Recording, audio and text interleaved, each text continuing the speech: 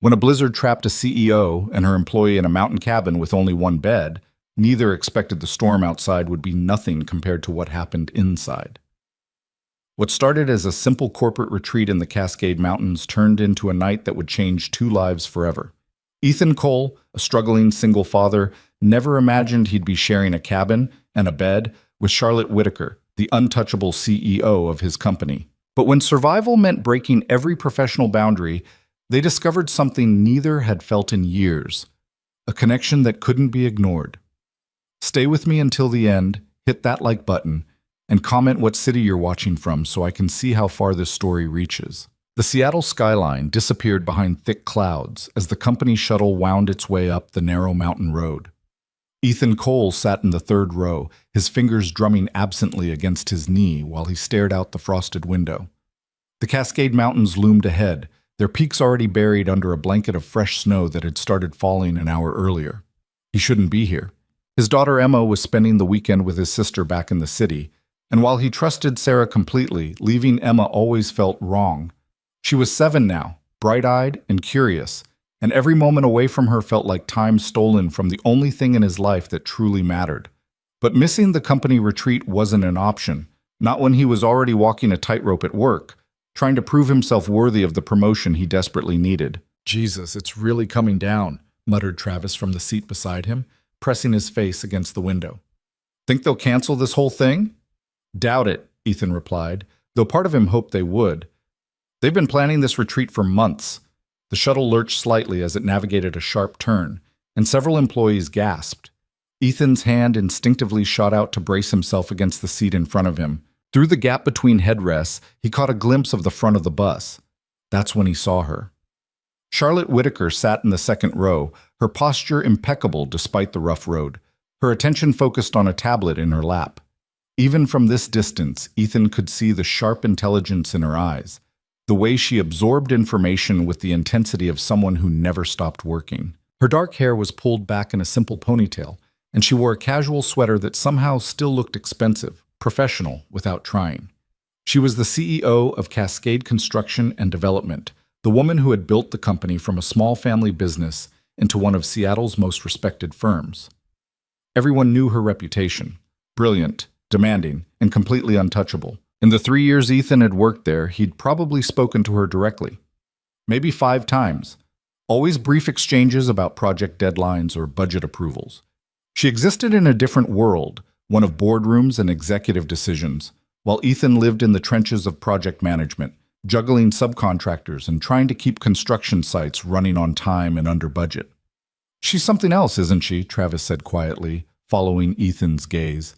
"My buddy in accounting says she works 16-hour days, never takes vacations. All business, all the time." Ethan didn't respond. There was something almost sad about that description, though he couldn't quite explain why. Maybe it was because he understood what it meant to build your whole life around work, to let everything else fade into the background until you forgot what it felt like to just live. The shuttle driver's voice crackled over the intercom. "Folks, we're about 20 minutes from the lodge. Weather's getting worse, but we should make it before the worst of the storm hits. Sit tight." 20 minutes turned into 40. The snow intensified, transforming from gentle flakes into a blinding wall of white that reduced visibility to almost nothing. The shuttle slowed to a crawl, and Ethan could feel the tension building among the passengers. Conversations died out. People stopped looking at their phones and started watching the windows nervously. "This is bad," someone whispered from the back. The shuttle fishtailed slightly, and several people gasped. The driver cursed under his breath, loud enough for everyone to hear. Charlotte finally looked up from her tablet. Ethan watched as she made her way to the front of the bus, moving with calm purpose despite the vehicle's unsteady motion. She leaned down to speak quietly with the driver, and even from where he sat, Ethan could see the concern in her expression. After a moment, she straightened and addressed the bus. "Listen up, everyone." Her voice cut through the nervous chatter with natural authority. "The storm's moving faster than predicted. We're not going to make it to the main lodge." A ripple of anxiety spread through the employees. "But," Charlotte continued, raising her hand slightly to quiet them, "there's an emergency shelter station about 2 miles ahead. The driver knows the location. We're going to stop there and wait out the worst of it. Everyone stays calm, stays together, and we'll be fine." The way she said it, direct, confident, without a trace of panic, somehow made it easier to believe. Ethan found himself nodding along with the others, even as his mind raced with thoughts of Emma. Would his sister keep her through the weekend if he got stranded? Would Emma be scared when he didn't call at bedtime like he always did? The shelter station materialized through the snow like a ghost town, a cluster of small wooden cabins arranged in a semicircle around a larger central building. The shuttle lurched to a stop, and immediately the company's head of HR, a efficient woman named Margaret, stood up with a clipboard. "All right, people, let's move quickly and stay organized," Margaret announced. "The main building has supplies and heat. We'll get everyone assigned to cabins. Grab your bags and let's go." The cold hit Ethan like a physical blow the moment he stepped off the bus. The wind screamed through the trees, driving snow into his face hard enough to sting. He pulled his jacket tighter and grabbed his duffel bag, joining the line of employees shuffling toward the main building. Inside, the central lodge was rustic but functional. A large open room with a stone fireplace already crackling with warmth, wooden benches, and shelves stocked with emergency supplies. Someone had turned on the overhead lights, casting everything in a warm yellow glow that felt like salvation after the brutal wind outside. Margaret had commandeered a table near the entrance and was organizing cabin assignments with military precision. "We've got 8 cabins, most sleep 4 to 6. We'll double up where needed. Single rooms are limited." Ethan waited in line, stamping his feet to restore circulation, while employees were dispatched to various cabins in groups. He watched Charlotte speaking with Margaret, their heads bent together over the cabin manifest. Even in crisis mode, she was composed, methodical. The line moved slowly. By the time Ethan reached the front, Margaret was frowning at her clipboard. "Name?" "Ethan Cole." She scanned the list, then looked up at the remaining keys hanging on the board behind her. Her frown deepened. "We've got a situation. We're 1 cabin short. More people came than RSVP'd. She glanced over Ethan's shoulder at the handful of remaining employees, then back at her list. "Okay, you're going to cabin 7. She handed him a key, and Ethan turned to go, but her voice stopped him. "Mr. Cole, wait." Margaret exchanged a glance with Charlotte, who had moved closer. "Cabin 7 is... It's one of the smaller units, just so you know." "That's fine," Ethan said, too cold and tired to care about cabin size. He trudged back out into the storm, following the rough map Margaret had sketched. The cabins were spread out, connected by paths that were rapidly disappearing under fresh snow. Numbers were painted on wooden plaques beside each door. He passed cabin 3, cabin 5, and finally found 7 at the far end of the semicircle. The cabin was dark. Ethan fumbled with the key, fingers numb, and finally got the door open. He stumbled inside and immediately searched for a light switch. The overhead light flickered on, revealing a space that was indeed small. 1 main room with a kitchenette in the corner, a bathroom door to the left, a fireplace with wood already stacked beside it, and... Ethan stopped. 1 bed. Not a bedroom with 1 bed. Just a bed, positioned against the far wall with a thick quilt folded at its foot. A single nightstand. 1 reading lamp. The cabin was clearly designed for couples, not corporate retreats. "Great," he muttered, dropping his bag by the door. "Just perfect." Well, he'd slept in worse places. During his early days in construction, he'd grabbed naps in his truck between shifts. One night on a couch wouldn't kill him. He glanced around and realized there wasn't even a couch, just 2 wooden chairs at a small table near the kitchenette. The floor it was, then. He'd pile up some blankets and make it work. Ethan was working on getting the fire started when he heard footsteps on the porch outside. He assumed it was someone checking on him, making sure everyone had made it to their cabins safely. The door opened. Charlotte Whitaker stepped inside, shaking snow from her hair, a small overnight bag in her hand.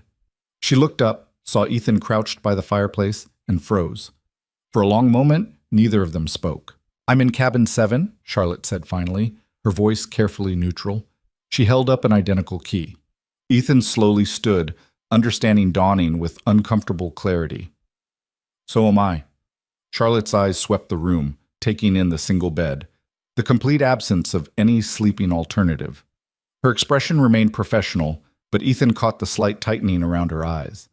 "I'll go back and sort this out with Margaret," she said, already turning toward the door. "Some Ms. Whitaker," Ethan started. "Charlotte," she corrected automatically, then seemed to catch herself. In this situation, I think we can drop the formalities. The storm's getting worse, Ethan said, gesturing toward the window where snow was now pelting the glass with increasing violence. And they're probably still trying to get everyone else settled. I can sleep on the floor, it's not a problem. Charlotte studied him for a moment, and Ethan was struck by how different she looked outside the context of the office. Smaller, somehow, though she was still tall for a woman. More human. The CEO armor wasn't quite so impenetrable when she was standing in a tiny cabin in the middle of a blizzard, looking as uncertain as he felt. "That's not acceptable," she said finally. "I'll take the floor." "With respect, that's not happening either. You'd freeze." "Then we'll trade off. You take the first shift on the bed, I'll take the second." Before Ethan could argue, a tremendous gust of wind slammed against the cabin, rattling the windows. The lights flickered once, twice, then died completely, plunging them into darkness, broken only by the weak glow from the fireplace Ethan had just started. Charlotte pulled out her phone, using its flashlight to navigate to the table.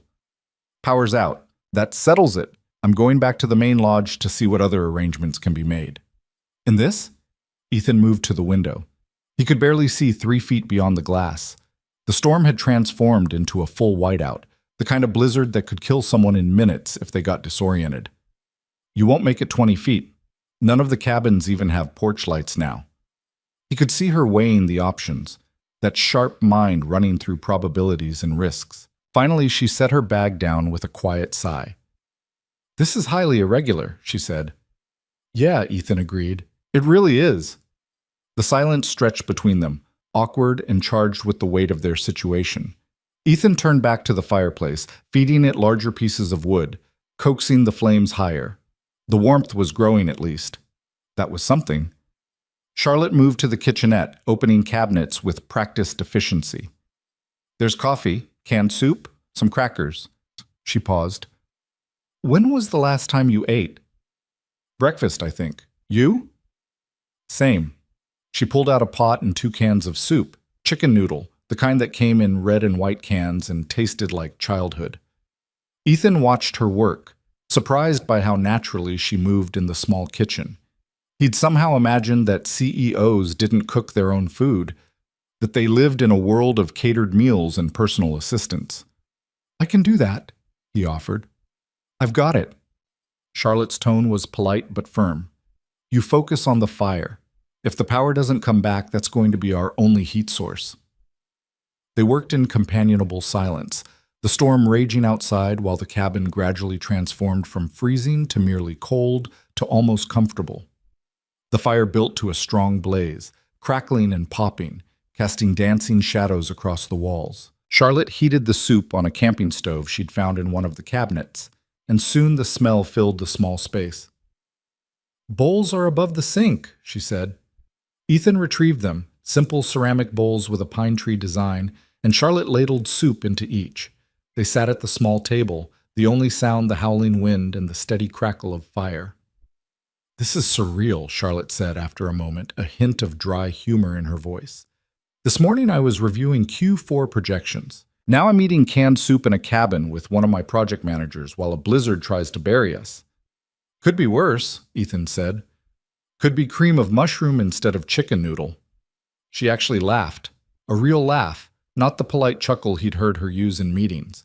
It changed her whole face, made her look younger, less guarded. "Fair point," she said. "Though I'll admit my standards for acceptable dining have dropped considerably in the last hour."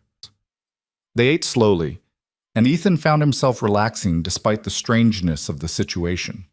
Charlotte asked about his role at the company, and he told her about his current project, a mixed-use development in Capitol Hill that was running into zoning issues. "The Meridian building," Charlotte said immediately. "I saw your latest report. The neighborhood association is pushing back on the height variance. You read my reports?" "I read everything that crosses my desk. The Meridian's important. It's our first major project in that neighborhood. Getting it right matters." She took another spoonful of soup. "Your solution to the parking problem was clever. Shifting to underground automated systems instead of traditional garage space." Ethan felt an unexpected warmth at the compliment. It was the only way to make the numbers work without sacrificing the street-level retail space. Good instinct. That street-level activation is what's going to make or break community acceptance. They talked about work for a while longer, and Ethan was struck by how different this felt from their usual interactions. In the office, conversations with Charlotte were efficient, transactional. She asked questions. He provided answers. Decisions were made. Here, in the firelight, it felt more like a genuine exchange between equals, who both cared deeply about what they were building. Eventually, the conversation drifted. Charlotte asked about Seattle, how long he'd lived there, what had drawn him to construction. Ethan found himself talking about his early days in the industry, working his way up from job sites to project management, learning the business from the ground up. What he didn't mention was Emma. Not yet. That felt too personal, too intimate for whatever this strange evening was becoming. The fire burned lower. Charlotte stood to add more wood, moving with the same efficiency she brought to everything. Ethan watched the flames reflect in her eyes and wondered what she was thinking if she found this situation as disorienting as he did. "I should let you know," Charlotte said as she settled back into her chair. "I'm not good at this." "At what?" "Building fires. You seem to be doing fine." "At—" She gestured vaguely. "Casual conversation. Downtime. My assistant jokes that I don't know how to turn off work mode." "Is that why you're at a corporate retreat on a weekend?" Ethan asked gently. "Because you can't turn it off." Charlotte's smile was rueful. "Something like that, though in my defense, I did tell Margaret this retreat was unnecessary. Forced fun is still forced." "Agreed. I'd rather be home." "Do you live in the city?" "Ballard. Small apartment, but it's close to work." He paused, then decided to trust her with the truth. "And it's got a good elementary school nearby for my daughter." Charlotte's expression shifted. Surprise, followed by something that might have been understanding. "You have a daughter?" "Emma. She's 7. Saying her name made his chest tight with missing her. "She's spending the weekend with my sister." "Is your wife back in Seattle too?" "No wife," Ethan said simply. "Just me and Emma."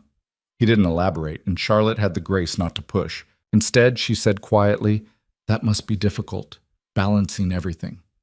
Some days more than others, but she's—" Ethan found himself smiling despite the ache of being away from her. "She's everything. Makes all the hard parts worth it." Charlotte was quiet for a long moment, her fingers tracing the rim of her empty soup bowl. When she spoke again, her voice was softer, less guarded. "I admire that. Building a life around something that matters beyond quarterly earnings and market share."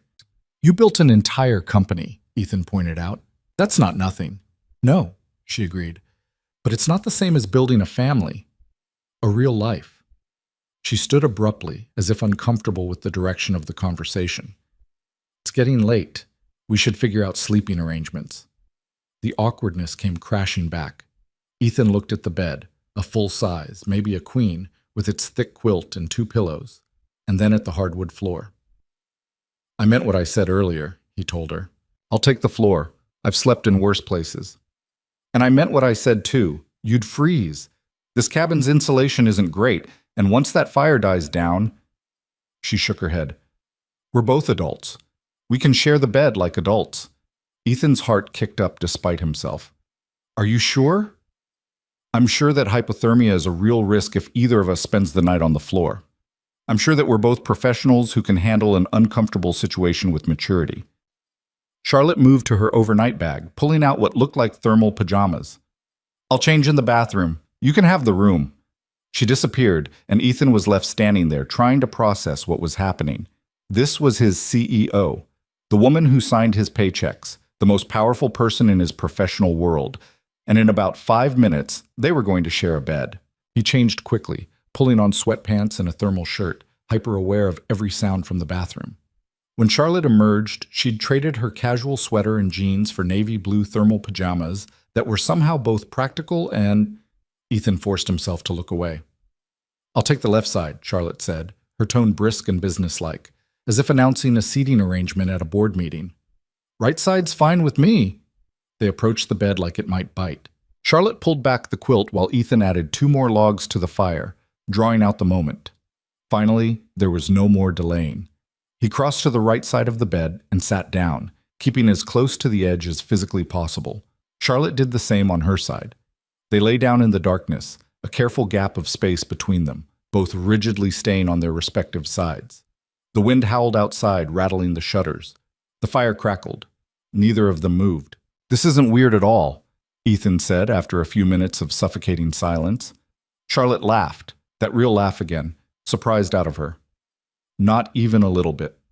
The tension broke slightly, not completely, but enough that Ethan could breathe a little easier. "Thank you for being professional about this," Charlotte said quietly. "I know it's strange. You too, and for what it's worth, the soup was good. High praise for Campbell's chicken noodle." They fell quiet again, but this time the silence felt less oppressive. Ethan stared at the ceiling, watching shadows from the fireplace dance across the wooden beams. He was exhausted, but sleep felt impossible. Every nerve in his body was aware of Charlotte's presence beside him, the sound of her breathing, the warmth radiating from her side of the bed. "Can I ask you something?" Charlotte's voice came through the darkness.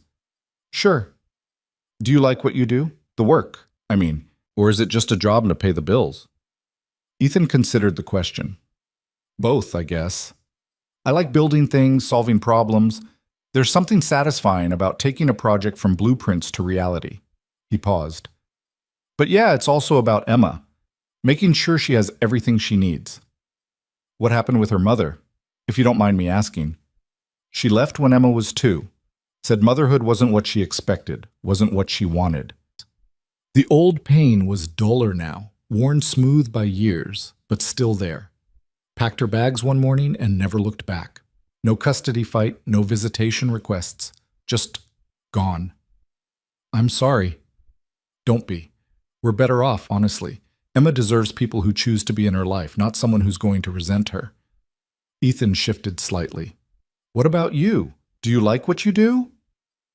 Charlotte was quiet for so long he thought maybe she'd fallen asleep. Then, "I love it. The company, the work, the challenge of it all. Building something that matters, that creates jobs and changes neighborhoods and leaves a mark." Another pause. "But sometimes I wonder if I love it because I genuinely do, or because it's the only thing I've allowed myself to have." The vulnerability in her voice startled him. This wasn't the CEO speaking. This was just Charlotte lying in the dark, admitting something she probably rarely said aloud. "What do you mean?" Ethan asked gently. "I took over the company when I was 28. My father built it, and when he died suddenly, everyone assumed it would fold or get sold off. Instead, I stepped in." She shifted, and Ethan could feel the movement through the mattress. "But to do that, to prove I could handle it, I had to become someone else. Someone harder, more focused. I couldn't afford to be young or uncertain or human, really.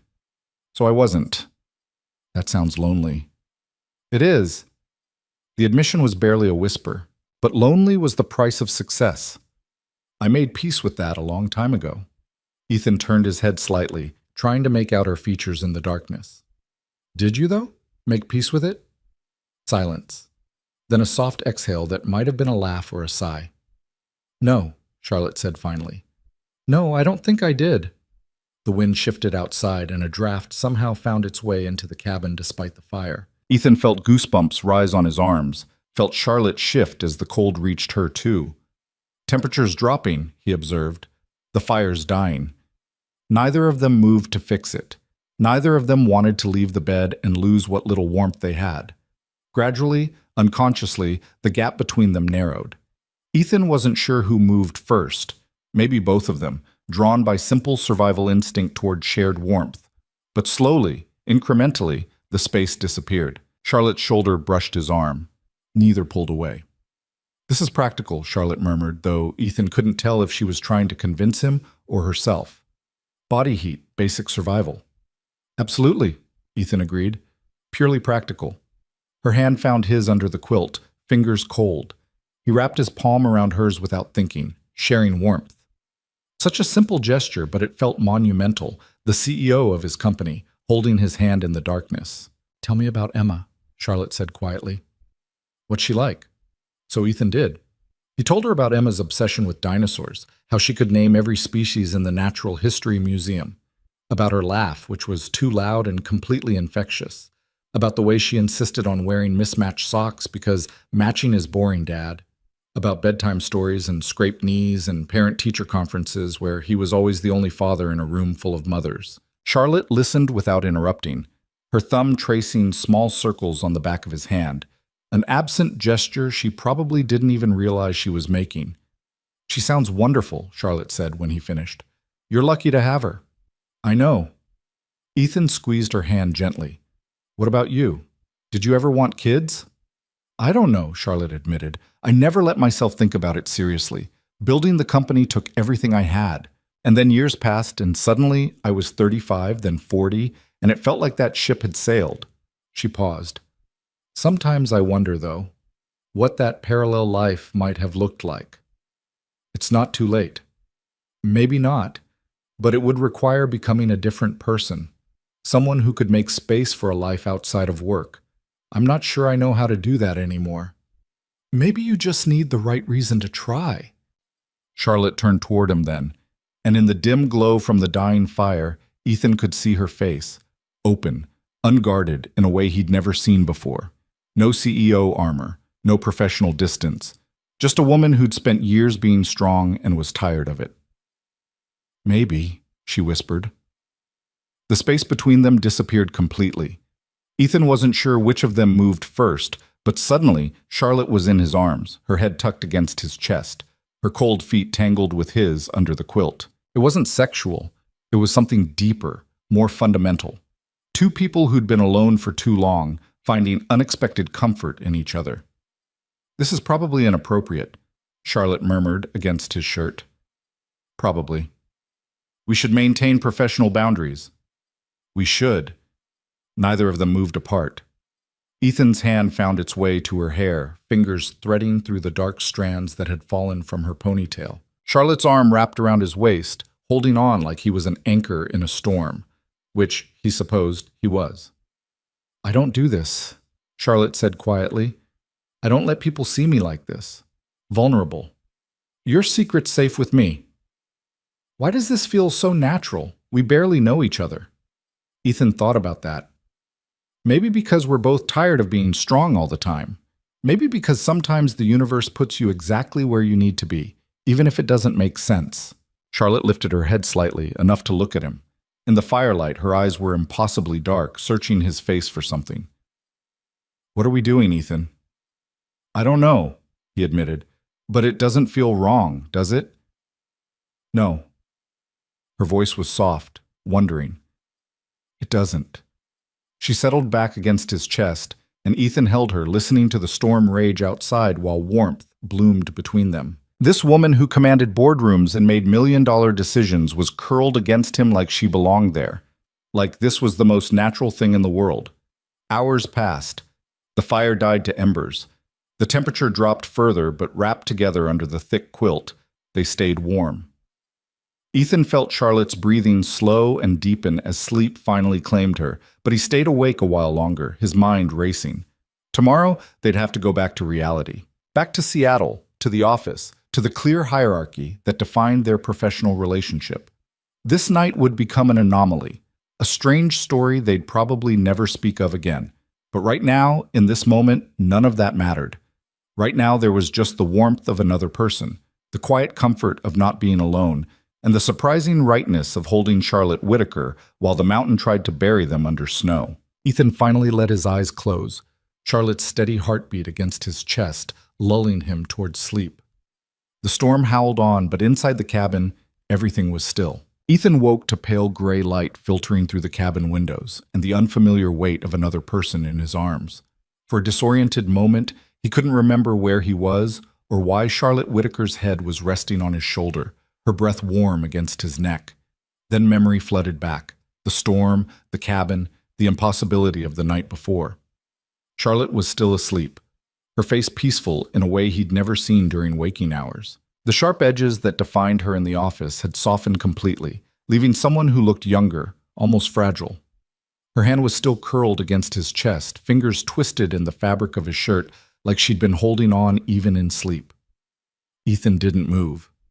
He knew the moment she woke up, this strange intimacy would shatter. The walls would come back up. The professional distance would reassert itself, and they'd both pretend this hadn't happened. So he stayed still, memorizing the moment, knowing it couldn't last. Outside, the wind had finally died. Through the frost-covered window, Ethan could see brilliant white stretching in every direction, the world transformed into something pristine and untouched.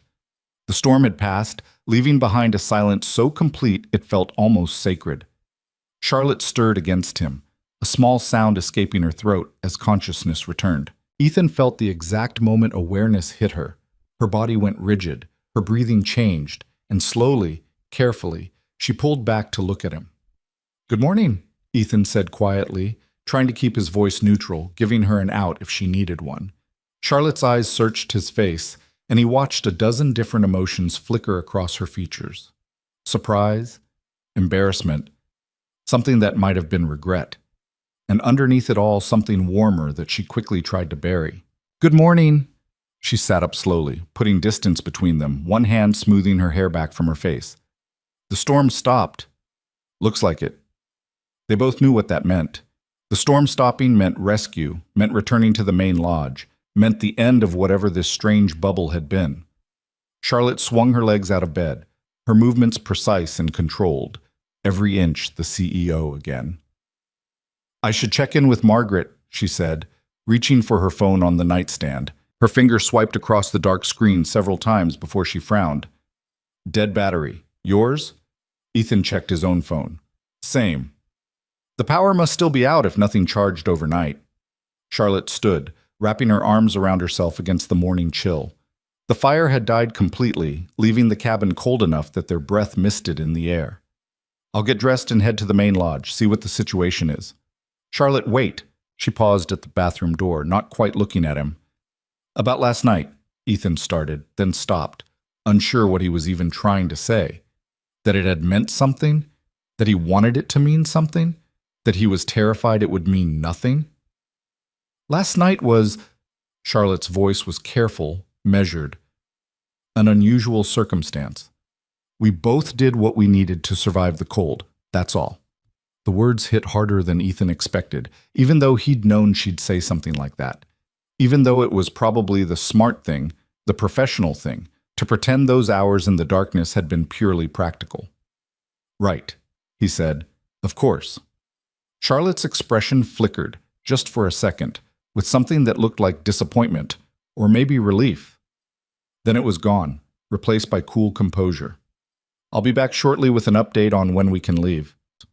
She disappeared into the bathroom, and Ethan heard water running, the sounds of someone putting themselves back together. He dressed quickly, building up the fire more out of a need to do something with his hands than any real hope of getting warm before they left. 20 minutes later, Charlotte emerged fully dressed, her hair pulled back in its usual ponytail, looking every inch the CEO who'd stepped onto that shuttle yesterday. If Ethan hadn't spent the night holding her, hadn't heard her confess her loneliness in the dark, he might have believed she was the same untouchable woman from the office. But he had held her, he had heard her, and now he was supposed to forget it. "I'll be back soon," Charlotte said, pulling on her jacket. She still wasn't quite meeting his eyes. The door closed behind her with a soft click, and Ethan was alone with the growing fire and the uncomfortable feeling that something important had just slipped through his fingers. He moved to the window, watching Charlotte's figure grow smaller as she trudged through the deep snow toward the main lodge. The sun was trying to break through the clouds, sending weak rays across the pristine white landscape. It should have been beautiful, but all Ethan could think about was Emma, and whether his sister had explained to her why Daddy couldn't call, and how Charlotte's hand had felt in his last night. His phone buzzed suddenly, one bar of signal appearing, then disappearing.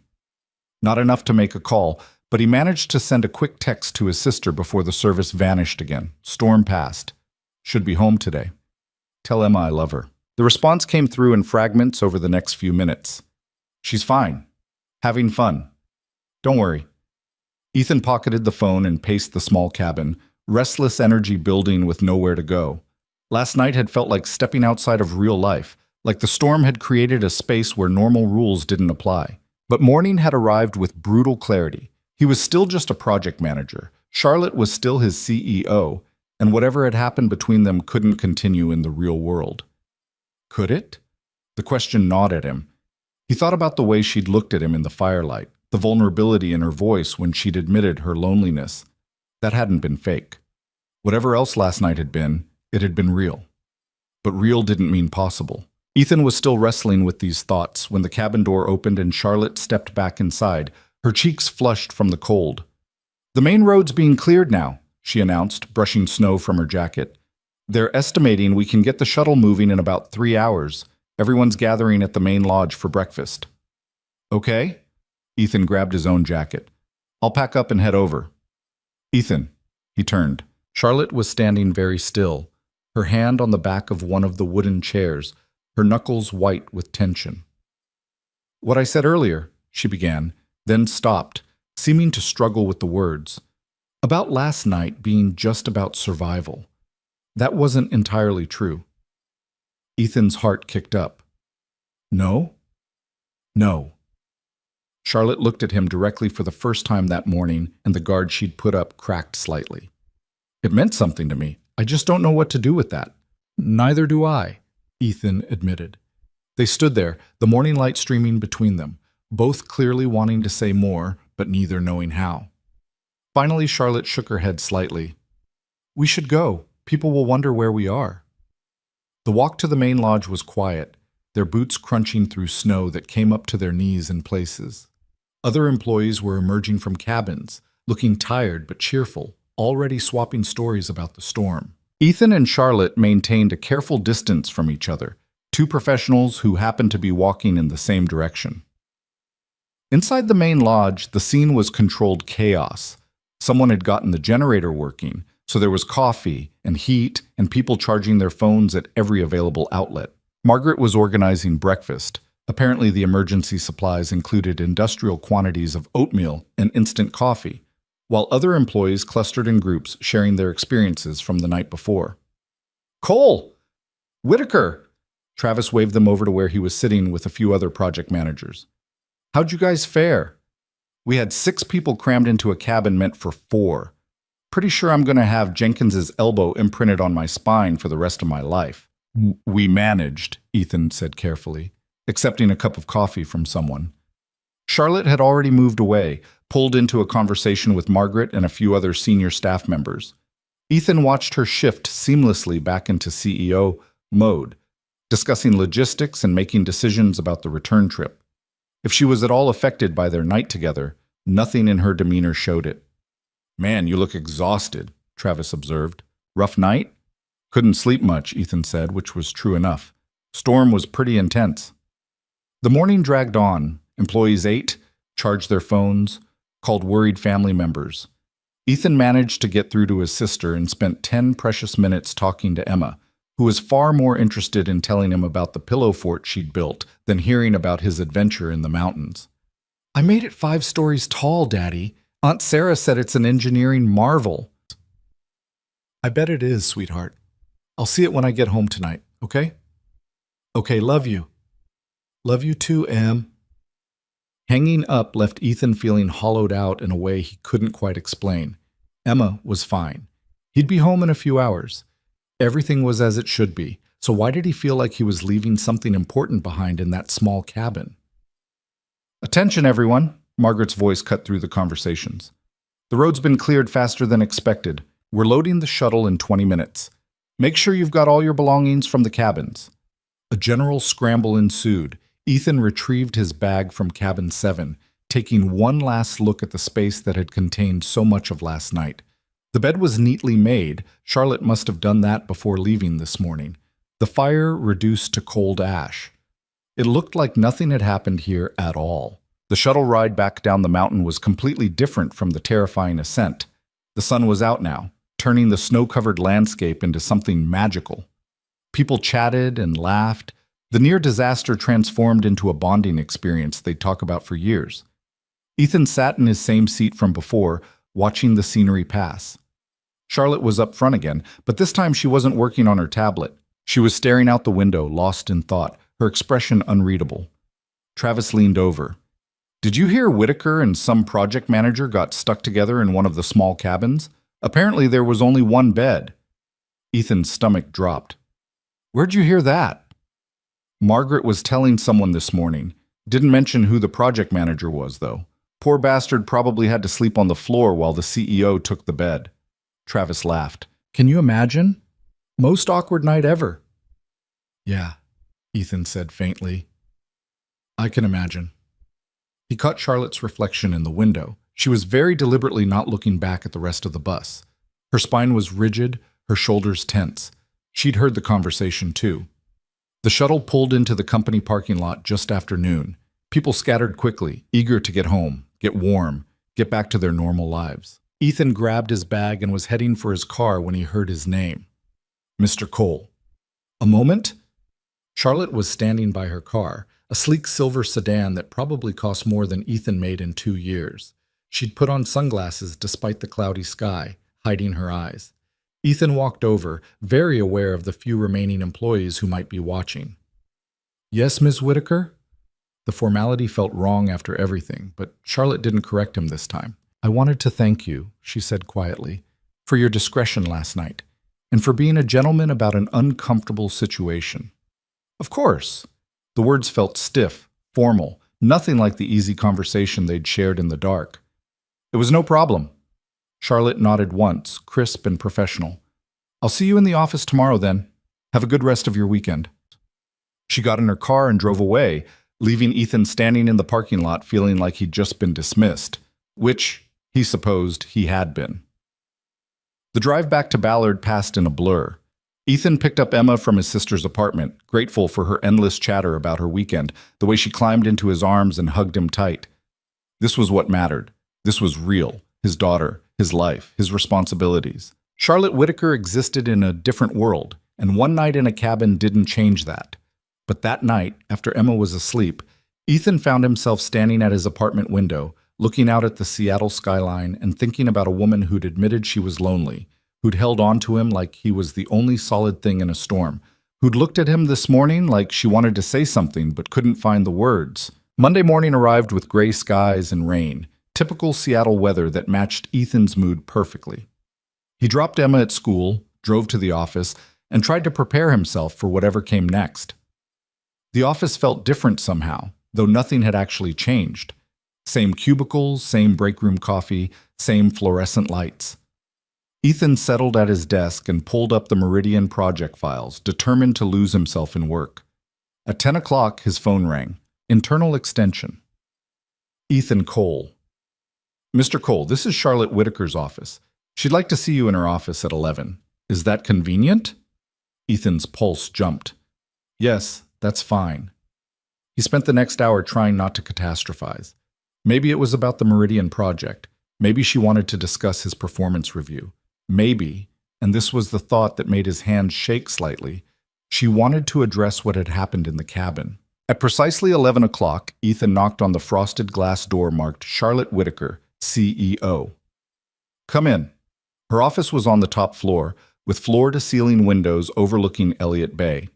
Charlotte sat behind a massive desk, every inch the powerful executive in a charcoal suit, her hair pulled back severely, her expression professionally neutral. Close the door, please, she said without preamble. Ethan did, then took the seat across from her desk. The formal setting felt wrong after the intimacy of the cabin, like they were playing roles in a script neither of them had written. Charlotte folded her hands on her desk. I've been thinking about what happened this weekend. So have I. It was inappropriate. I'm your superior, and regardless of the circumstances, I shouldn't have... She paused, seeming to search for the right word. Allowed things to become so personal. You didn't allow anything, Ethan said quietly. We were two people stuck in a bad situation, trying to stay warm. That's all it was, right? Charlotte's jaw tightened almost imperceptibly. Right, that's all it was. The silence stretched between them, heavy with everything they weren't saying. However, Charlotte continued, her tone shifting to something more businesslike, I want to be clear that this incident won't affect your position at the company. Your work speaks for itself, and I don't want you to feel uncomfortable or uncertain about your future here. I appreciate that. Additionally, I think it would be best if we maintained appropriate professional boundaries going forward. What happened was an anomaly. It doesn't need to happen again. Each word felt like a door closing, and Ethan found himself getting angry, not at Charlotte, but at the situation, at the rules that said two people who'd found something real couldn't explore it because of arbitrary corporate hierarchies. What if I don't want that? The words were out before he could stop them. Charlotte's composure cracked slightly. Excuse me? What if I don't want to pretend it didn't mean anything? Ethan leaned forward. Because it did mean something, Charlotte. You said so yourself yesterday morning. That was before I had time to think clearly about the implications. What implications? That you're the CEO and I'm a project manager? I'm aware of the power dynamic, but that doesn't change the fact that something happened between us that felt real. Charlotte stood abruptly, moving to the windows, her back to him. Real doesn't mean possible. You have a daughter to think about. I have a company to run. Getting involved would be complicated at best, disastrous at worst. People navigate complicated all the time. Not like this. She turned to face him, and Ethan could see the conflict in her eyes. Do you know what would happen if people found out we were involved? The gossip alone would undermine my authority. Every decision I make regarding you or your projects would be questioned. You'd be labeled as someone who slept his way into favor. Your career would suffer. So would yours, Ethan pointed out. Exactly, which is why this can't happen. Charlotte's voice was firm, but Ethan heard the slight tremor underneath. I'm asking you to be realistic about this. Ethan stood slowly. I am being realistic. Realistically, I haven't been able to stop thinking about you since Saturday night. Realistically, I saw a side of you that I don't think many people get to see, and I liked it a lot. And realistically, I think you feel the same way, which is why you're working so hard to convince both of us this is impossible. Charlotte's professional mask slipped completely, leaving her looking vulnerable and uncertain. Ethan, I'm not asking you to make a decision right now, he said quietly. I'm just asking you to be honest. Did it mean something to you? Really? She looked at him for a long moment, and Ethan watched her wage an internal war between what she wanted and what she thought was right. Yes, Charlotte finally whispered. It meant something. The admission hung in the air between them, changing everything and nothing all at once. Then maybe, Ethan said carefully, we owe it to ourselves to figure out what that means, instead of just shutting it down because it's complicated. And Charlotte moved back to her desk but didn't sit. Instead, she gripped the edge like it was the only thing keeping her upright. And what exactly are you proposing? That we date secretly? That I compromise my professional integrity? I'm proposing that we're honest about what we're feeling and see where it goes. I don't have all the answers, Charlotte, but I know that what I felt in that cabin wasn't just about being cold or scared. It was about you. This is insane, Charlotte said, but there was less conviction in her voice now. We barely know each other. Then let's get to know each other. Away from the office. No titles, no hierarchy, just two people having dinner, talking, seeing if what we felt was real or just a product of the circumstances.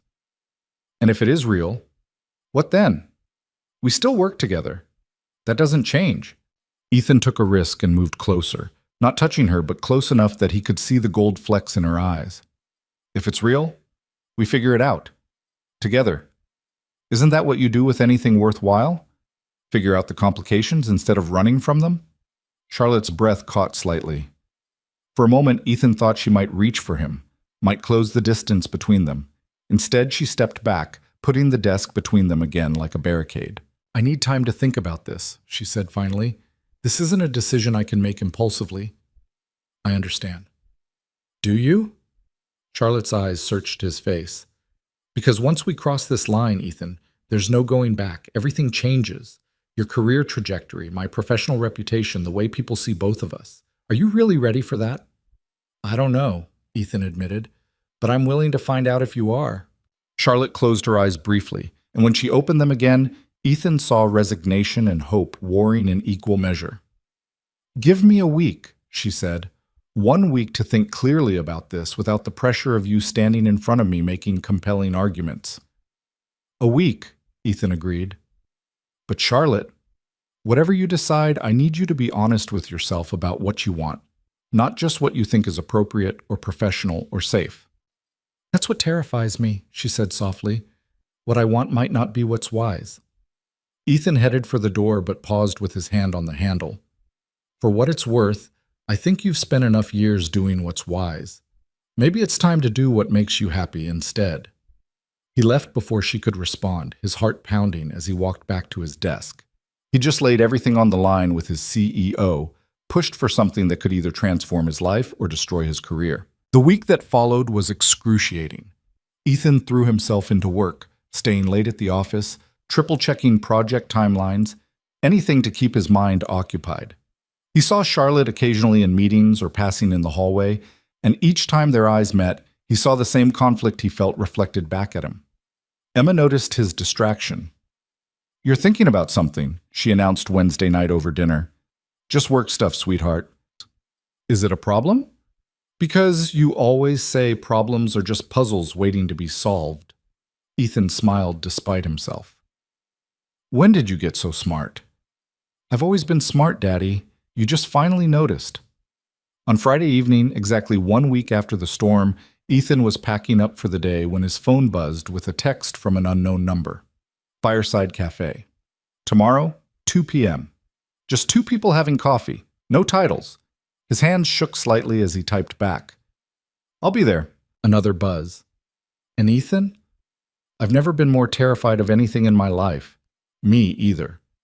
But I think that means we're on to something real." The response came quickly. "I hope you're right." Ethan arrived at the Fireside Cafe 15 minutes early, which gave him far too much time to second-guess everything. The cafe was tucked into a quiet corner of Capitol Hill, the kind of place that felt deliberately chosen for its anonymity. Small tables, dim lighting, soft jazz playing just loud enough to provide cover for private conversations. Not the sort of place anyone from the office would accidentally stumble into on a Saturday afternoon. He chose a table near the back, away from the windows, and ordered coffee he didn't really want just to have something to do with his hands. The minutes crawled by. 2 o'clock came and went. Ethan checked his phone 3 times, fighting the growing certainty that Charlotte had changed her mind, that she'd decided the risk was too great, that whatever had happened in that cabin would remain exactly what she'd tried to make it, a survival story and nothing more. Then the door opened, and there she was. Charlotte looked different outside the context of work. She wore jeans and a simple sweater, her hair down around her shoulders instead of pulled back, minimal makeup. She could have been anyone, just a woman meeting someone for coffee on a rainy Seattle afternoon. But Ethan's heart still kicked up at the sight of her, at the way her eyes found his across the room with something that looked like relief. She crossed to his table, and they had an awkward moment where neither knew quite how to greet the other. A handshake seemed absurd after they'd spent a night wrapped in each other's arms. A hug felt presumptuous. They settled on uncertain smiles. "Hi," Charlotte said, sliding into the chair across from him. "Hi. I was starting to think you weren't coming." "I almost didn't." She signaled the waitress, ordered tea, then met his eyes directly. "I sat in my car for 10 minutes trying to convince myself this was a terrible idea." "What changed your mind?" "The realization that I've spent my entire adult life making the safe choice, the smart choice, the professional choice, and where has it gotten me?" Charlotte's laugh was soft and self-deprecating. "Alone in a beautiful house I barely live in, running a company that consumes every waking hour, with exactly 0 people in my life who know me as anything other than a CEO." Ethan reached across the table, stopping just short of touching her hand. "That doesn't have to be your whole story." "No," she agreed quietly. "Maybe it doesn't." The waitress brought Charlotte's tea, and they sat in silence for a moment, both trying to figure out how to start this conversation. Finally, Charlotte wrapped her hands around her cup and spoke. "I need you to understand something. I'm not good at this. At dating, at relationships, at letting people in. I haven't been on an actual date in probably 3 years. The last relationship I had ended because he couldn't handle that I worked more than I saw him. He said I was married to my job." She paused. "He wasn't wrong." "I'm not asking you to quit your job or stop caring about your company," Ethan said. "I'm just asking for a chance to see if there's room in your life for something else too." "And what about you? You have Emma to think about. Are you really ready to bring someone new into that equation?" "Because I have 0 experience with children, Ethan. I don't know the first thing about being part of a family. Emma's 7. She thinks dinosaurs are cool and matching socks are boring. Start there." Ethan smiled. "But honestly, Charlotte, I'm not asking you to be her mother. I'm asking if you want to get to know each other outside of that cabin, outside of the office. Everything else, we can figure out if we get there." Charlotte studied him over the rim of her cup. You make it sound simple. Maybe it is simple. Maybe we're the ones making it complicated. Or maybe, Charlotte countered, the complications are real and we're being naive to think we can just ignore them. Then let's talk about them. Really talk about them. Ethan leaned forward. What's your biggest concern? Really? Charlotte was quiet for a long moment, her fingers tracing patterns on the table. When she finally spoke, her voice was barely above a whisper. That if this goes wrong, I lose everything. Not just you, which would hurt enough, but my credibility, my authority, the respect I've spent 15 years building. People already look for reasons to undermine women in leadership. If they think I'm sleeping with an employee, all of that goes away. I become a cautionary tale instead of a success story. The raw honesty in her words hit Ethan hard. I understand that fear. I do. But Charlotte, you're not sleeping with an employee, not yet anyway. He offered a small smile. We're two adults having coffee, trying to figure out if what we felt during the storm was real. That's all this is right now. And if it is real, what then? Then we handle it the right way. Transparent. Above board. We're not doing anything wrong, aren't we? Charlotte's eyes searched his face. I have direct authority over your career, Ethan. Your projects, your promotions, your salary. That's a power imbalance that doesn't disappear just because our intentions are good. Ethan had thought about this all week, had wrestled with the same concerns. So we address it. Maybe I transfer to a different division. Maybe we bring HR into the loop early. Maybe I restructure the reporting system so you're not under my direct supervision anymore, Charlotte interrupted quietly. Ethan stared at her. You've already thought about this. I've thought about nothing else for a week. Charlotte set down her cup with deliberate care. There's a management reorganization I've been considering for a while. It would create a new VP of operations position that would oversee project management. You'd report to them instead of directly to me. It makes sense from a business perspective, regardless of anything personal between us. That's a big change to make for something that might not even work out between us. The change is good for the company either way, Charlotte insisted. But yes, it also removes the most problematic barrier between us. If we decide to pursue this, I want it to be on equal footing, not boss and employee, just two people. Ethan felt something loosen in his chest, a tension he hadn't fully realized he'd been carrying. You've really been thinking about this. I told you I'm terrified. This is what terror looks like for me. Making contingency plans, running through every possible scenario, trying to control variables that can't be controlled. Charlotte's smile was rueful. It's exhausting. So stop, Ethan said gently. Stop trying to plan for every possible outcome and just be here, right now, with me. Tell me something real. Not about work, not about logistics. Something you want me to know about you. Charlotte looked startled by the question, then thoughtful. She took a sip of her tea, buying time, and Ethan could see her wrestling with vulnerability. I'm afraid of becoming my father, she said finally.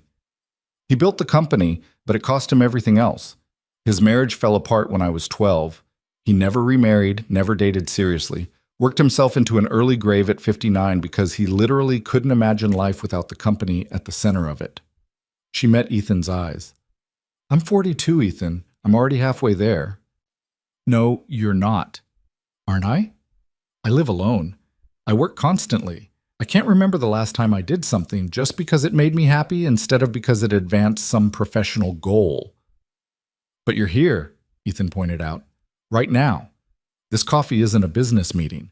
This is you choosing something that might make you happy. Charlotte's expression softened. You're right. This is different. She paused. Tell me something real about you now. Fair's fair. Ethan thought about what to share, what truth felt important in this moment. I'm afraid I'm failing Emma, that I'm so focused on providing for her financially, making sure she has everything she needs materially, that I'm missing the actual parenting part. My sister Sarah keeps telling me I'm too hard on myself, but some nights I lie awake wondering if Emma would be better off with a mother figure in her life, or if me being a single dad is somehow cheating her out of a normal childhood. From everything you've told me about her, Emma sounds happy and well-adjusted and loved, Charlotte said firmly. That's not failure, Ethan. That's success in the ways that actually matter. Logically, I know that, but the fear doesn't listen to logic. No, Charlotte agreed quietly. It really doesn't. They sat with that shared understanding for a moment, two people who'd both spent too long carrying fears they couldn't quite shake. The cafe hummed with quiet conversation around them, but at their table something fragile and important was taking shape. "So what do we do?" Charlotte asked. "Where do we go from here? How about we start simple? Dinner sometime, a real date. See how it feels when we're not trapped in a cabin or navigating office politics." "I'd like that." Charlotte's smile was genuine, reaching her eyes in a way that transformed her whole face. "Though I should warn you, I'm terrible at dating small talk. I'm much better at discussing construction permits and zoning variances." "Lucky for you, I find zoning variances fascinating." Charlotte laughed, and the sound erased years from her face. "You're a terrible liar." "Maybe, but I'm a great listener. So if you want to talk about work, talk about work. If you want to talk about anything else, we'll do that too. There's no script here, Charlotte. We get to figure this out as we go." "That might be the scariest part," she admitted, "not having a plan." "Or," Ethan countered, "it might be the most freeing thing you've done in years." They talked for 2 more hours, ordering more coffee and tea they barely touched. The conversation flowing between serious and light, past and present, hopes and fears. Charlotte told him about growing up in her father's shadow, about the pressure to prove herself when she took over the company. Ethan talked about Emma's mother leaving, about the early days of single parenthood when he'd been completely overwhelmed and terrified he'd break his daughter somehow. At some point, their hands had found each other across the table, fingers intertwined like it was the most natural thing in the world. Neither acknowledged it directly, but neither pulled away either. "I should probably go," Charlotte said eventually, though she made no move to stand. "I told myself I'd keep this short, controlled, not let myself get in too deep too fast.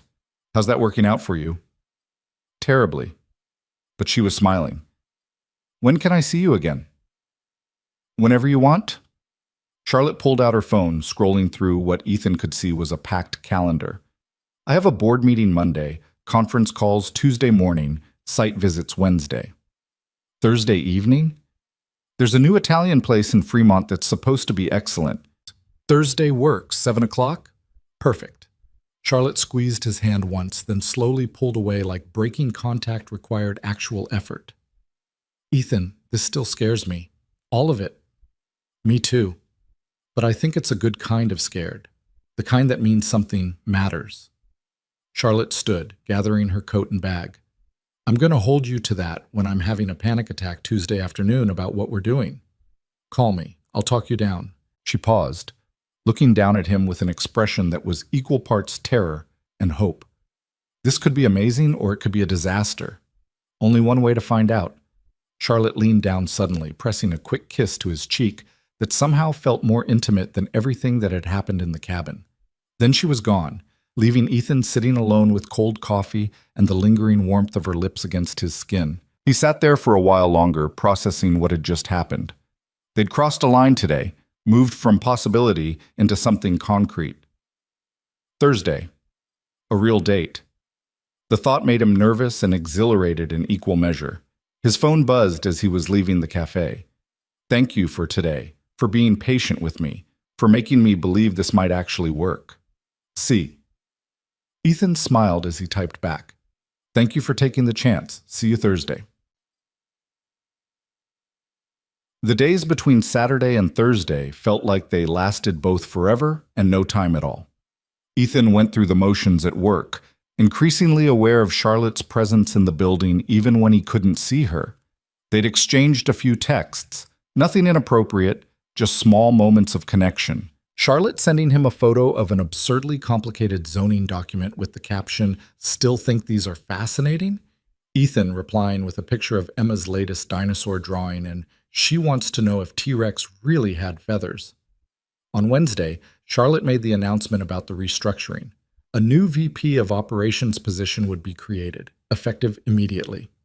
Project managers, including Ethan, would now report through that chain instead of directly to the CEO's office. The move was met with general approval. It made sense organizationally, streamlined communication, reduced Charlotte's direct reports to a more manageable number. Only Ethan understood the real significance. Charlotte was removing the barriers between them, making good on what she'd said at the cafe. The realization made his chest tight with something that felt dangerously close to falling. Thursday evening arrived with typical Seattle rain, steady and relentless. Ethan dropped Emma at Sarah's apartment, enduring his sister's knowing looks and pointed questions about why he needed a babysitter on a work night. "It's just dinner with a friend," he insisted. "Uh-huh. You've combed your hair 3 times and you're wearing cologne. But sure, just dinner with a friend." "Sarah, I'm happy for you, you idiot." She squeezed his arm. "You deserve something good. Just don't forget to tell me all about her later." "Who says it's a her?" Sarah just laughed and pushed him toward the door. The Italian restaurant Charlotte had chosen was intimate and warm, with exposed brick walls and candles on every table. Ethan arrived exactly on time and found Charlotte already there, seated at a corner table, studying the wine list with the same intensity she probably brought to quarterly reports. She looked up as he approached, and her smile was immediate and genuine. She dressed simply, a navy dress that somehow managed to be elegant and understated at the same time. Her hair was down again, the way he was beginning to think he liked best. "Hi," Charlotte said as he sat down. "Hi. You look beautiful."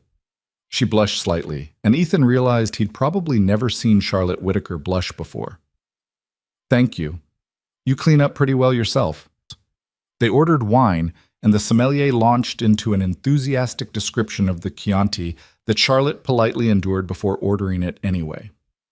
Once they were alone again, she leaned forward slightly. "I've been nervous about this all day," she admitted, "which is ridiculous. We've already spent the night together, for heaven's sake. What's dinner compared to that?" "Dinner is somehow more real," Ethan said. "The cabin was this bubble outside normal life. This is us choosing each other in the real world." Exactly, and that's terrifying. Their wine arrived, and they both took grateful sips. The restaurant hummed with quiet conversation around them, the clink of glasses and silverware, the occasional burst of laughter from nearby tables. It should have felt normal, comfortable even.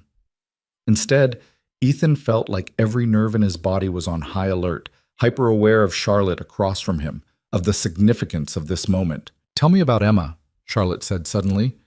"What does she want to be when she grows up?" "This week? A paleontologist. Last month it was a veterinarian. Before that, an astronaut. She's got options." Ethan smiled, the familiar warmth of talking about his daughter easing some of the tension. "She's at that age where anything feels possible. I envy that. That certainty that the world is full of possibilities." "What did you want to be when you were 7?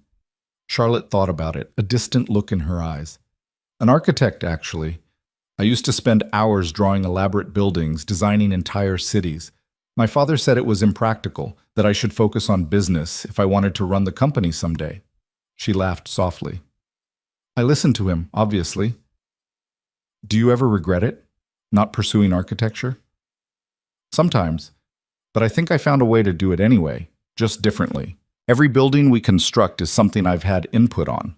I might not draw the blueprints anymore, but I still get to help create something lasting." They ordered food, pasta for Charlotte, risotto for Ethan, and the conversation flowed more easily now. Charlotte asked about his early days in construction, the jobs that had taught him the business. Ethan asked about her first year running the company, the challenges she'd faced as a young woman taking over a male-dominated industry. The first board meeting after my father died, one of the older board members actually suggested I sell the company and use the money to find a nice husband and start a family, Charlotte said, her tone dry. I fired him 2 months later. Bet that felt good. It really did. Charlotte took a sip of wine. Though sometimes I wonder if he was right in a way. Not about selling the company, but about the rest of it. I chose this path, and it's brought me success. But it's also meant sacrificing things most people take for granted. Relationships, family, a life outside of work. It's not too late, Ethan said quietly. Isn't it? I'm 42, Ethan. My childbearing years are basically over. And even if they weren't, I have no idea how to be a mother. I can barely keep a houseplant alive. Being a parent isn't something you're born knowing how to do. Trust me, I was completely clueless when Emma was born. Still am, half the time. You just figure it out as you go. Charlotte set down her fork, her expression serious. Is that what you want? More children? The directness of the question caught Ethan off guard. I don't know. I never really thought about it. Emma's been enough. More than enough. He paused. Why? Is that something you're thinking about? I'm thinking about a lot of things lately. Things I'd pushed aside as impossible or impractical. You've got me questioning all my assumptions. Charlotte's smile was rueful. It's extremely inconvenient. Sorry? No, you're not. You're right. I'm not. The waiter cleared their plates, and they ordered dessert to share. Tiramisu that arrived looking almost too beautiful to eat. Charlotte insisted Ethan take the first bite, then watched his reaction with amusement. Good? Incredible. Here. He offered her a forkful, and something shifted in the moment as she leaned forward to accept it. The gesture was intimate, domestic, the kind of thing couples did without thinking. Charlotte seemed to realize it at the same time he did, and their eyes met across the small table. This is working, she said softly, sounding almost surprised. We're working. Did you think we wouldn't? I thought the cabin was a fluke, that outside of those extreme circumstances, we wouldn't have anything in common, that you'd realize I'm boring and work-obsessed and terrible at small talk. Charlotte, you're brilliant and passionate and one of the most interesting people I've ever met, and your small talk is fine. It really isn't. I've been mentally rehearsing conversation topics all week. She laughed at herself. Do you know how pathetic that is? I think it's endearing. Shows you care. They lingered over coffee after dessert, neither wanting the evening to end. Eventually, though, the restaurant began to empty out, the staff shooting them polite but pointed looks. Charlotte insisted on splitting the check despite Ethan's protests. We're equals in this, she said firmly. I'm not your boss anymore, remember? I restructured specifically so we could do this without complications. You restructured the entire company management chain so you could buy me dinner? I restructured because it made good business sense. The fact that it also allows me to buy you dinner is just a bonus. They walked out into the rain together, standing under the restaurant's awning while the city glowed wet and beautiful around them. Charlotte's car was parked on the street, Ethan's half a block away. This was the moment where the date should end, where they should say goodnight and go their separate ways. Neither of them moved. I had a really good time tonight, Charlotte said finally. So did I. When can I see you again? Tomorrow? This weekend? Whenever you want. Charlotte stepped closer, and suddenly they were in each other's space in a way that felt deliberate and charged. I'm supposed to be taking this slow, being cautious and measured. How's that working out? About as well as you'd expect. Charlotte reached up, her hand cupping the side of his face. I can't stop thinking about you, about the cabin, about how right it felt to wake up in your arms. Ethan's heart was pounding so hard he was sure she could hear it. Charlotte. She kissed him before he could finish the sentence.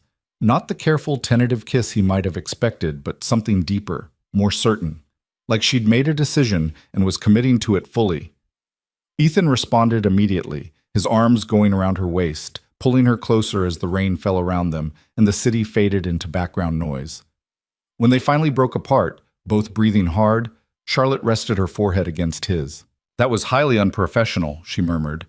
Good thing you're not my boss anymore. Good thing, she agreed, then kissed him again, softer this time, but no less intense. They stood there in the rain under the awning, holding each other like they were still in that cabin, still seeking warmth in the storm. Except this time the storm was internal, the realization that whatever had started during the blizzard had transformed into something neither of them had quite anticipated. Come home with me, Charlotte said suddenly, then immediately looked panicked. I'm sorry, that was too forward. I didn't mean… Yes, Ethan interrupted. Yes? Yes, I want to come home with you, if you're sure. Charlotte pulled back enough to meet his eyes. I'm not sure about anything right now except that I don't want tonight to end. Is that enough? That's more than enough. They drove separately, Charlotte leading the way through rain-slicked streets to a neighborhood in Queen Anne that Ethan had always thought of as where rich people lived. Her house was beautiful, a modern design with floor-to-ceiling windows and clean lines. Inside was exactly what he expected. Expensive furniture, carefully chosen art, everything in its place. It was the home of someone successful and disciplined, and also profoundly lonely. Would you like something to drink? Charlotte asked, suddenly seeming nervous now that they were actually here. Charlotte, we don't have to do anything you're not ready for. I'm happy just being here with you. She turned to face him fully. I am ready. That's what scares me. I don't do spontaneous. I don't bring men home on first dates. I don't throw caution aside for feelings. She moved closer to him. But with you, all of that careful control I've built up just dissolves. Is that a bad thing? I don't know yet. Charlotte reached for him, her fingers threading through his hair. But I'm willing to find out. This time when they kissed, there was no hesitation, no holding back. They moved through her house in a blur, upstairs, down a hallway, into a bedroom that was as carefully designed as the rest of the house, but somehow felt more personal. Charlotte's hands were on his shirt buttons, and Ethan was discovering that the woman who commanded boardrooms with cool authority was equally commanding here in this intimate space. But there was also vulnerability in the way she looked at him, in the slight tremor of her hands, in the catch of her breath when he touched her. This mattered to her. He mattered to her. The realization was humbling and exhilarating all at once. Afterward, they lay tangled together in sheets that felt expensive and foreign to Ethan, the Seattle skyline visible through the windows. Charlotte's head was on his chest, her fingers tracing idle patterns on his skin. I didn't plan this, she said quietly. When I suggested dinner, I really did intend to take things slow. Plans change. Mine don't usually. Charlotte propped herself up on one elbow to look at him. I'm trying to figure out if I should be panicking right now. Are you panicking? Oddly, no. I probably should be. This is moving too fast. We barely know each other. There are still so many complications to work through, but right now, all I feel is... She paused, searching for the word. Content. Is that strange? No, Ethan said, pulling her back down against him. That's not strange at all.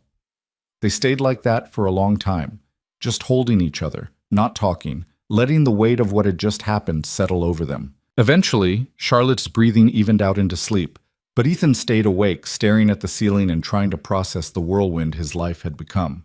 2 weeks ago, he'd been a single dad living a predictable life of work and parenting.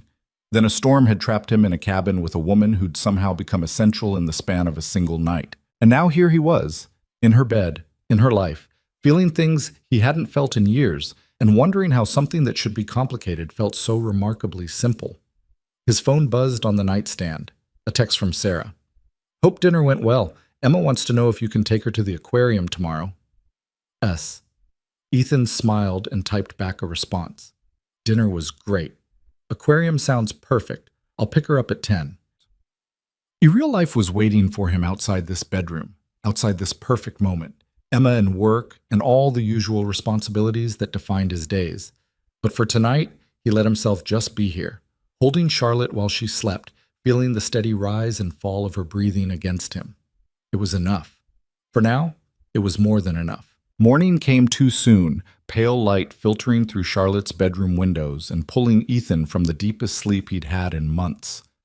For a moment he forgot where he was, then felt the warmth of Charlotte beside him, and remembered everything. The dinner, the kiss in the rain, the decision to come here, and everything that had followed. Charlotte was already awake, propped up on one elbow, watching him with an expression he couldn't quite read. You're a terrible sleeper, she said softly.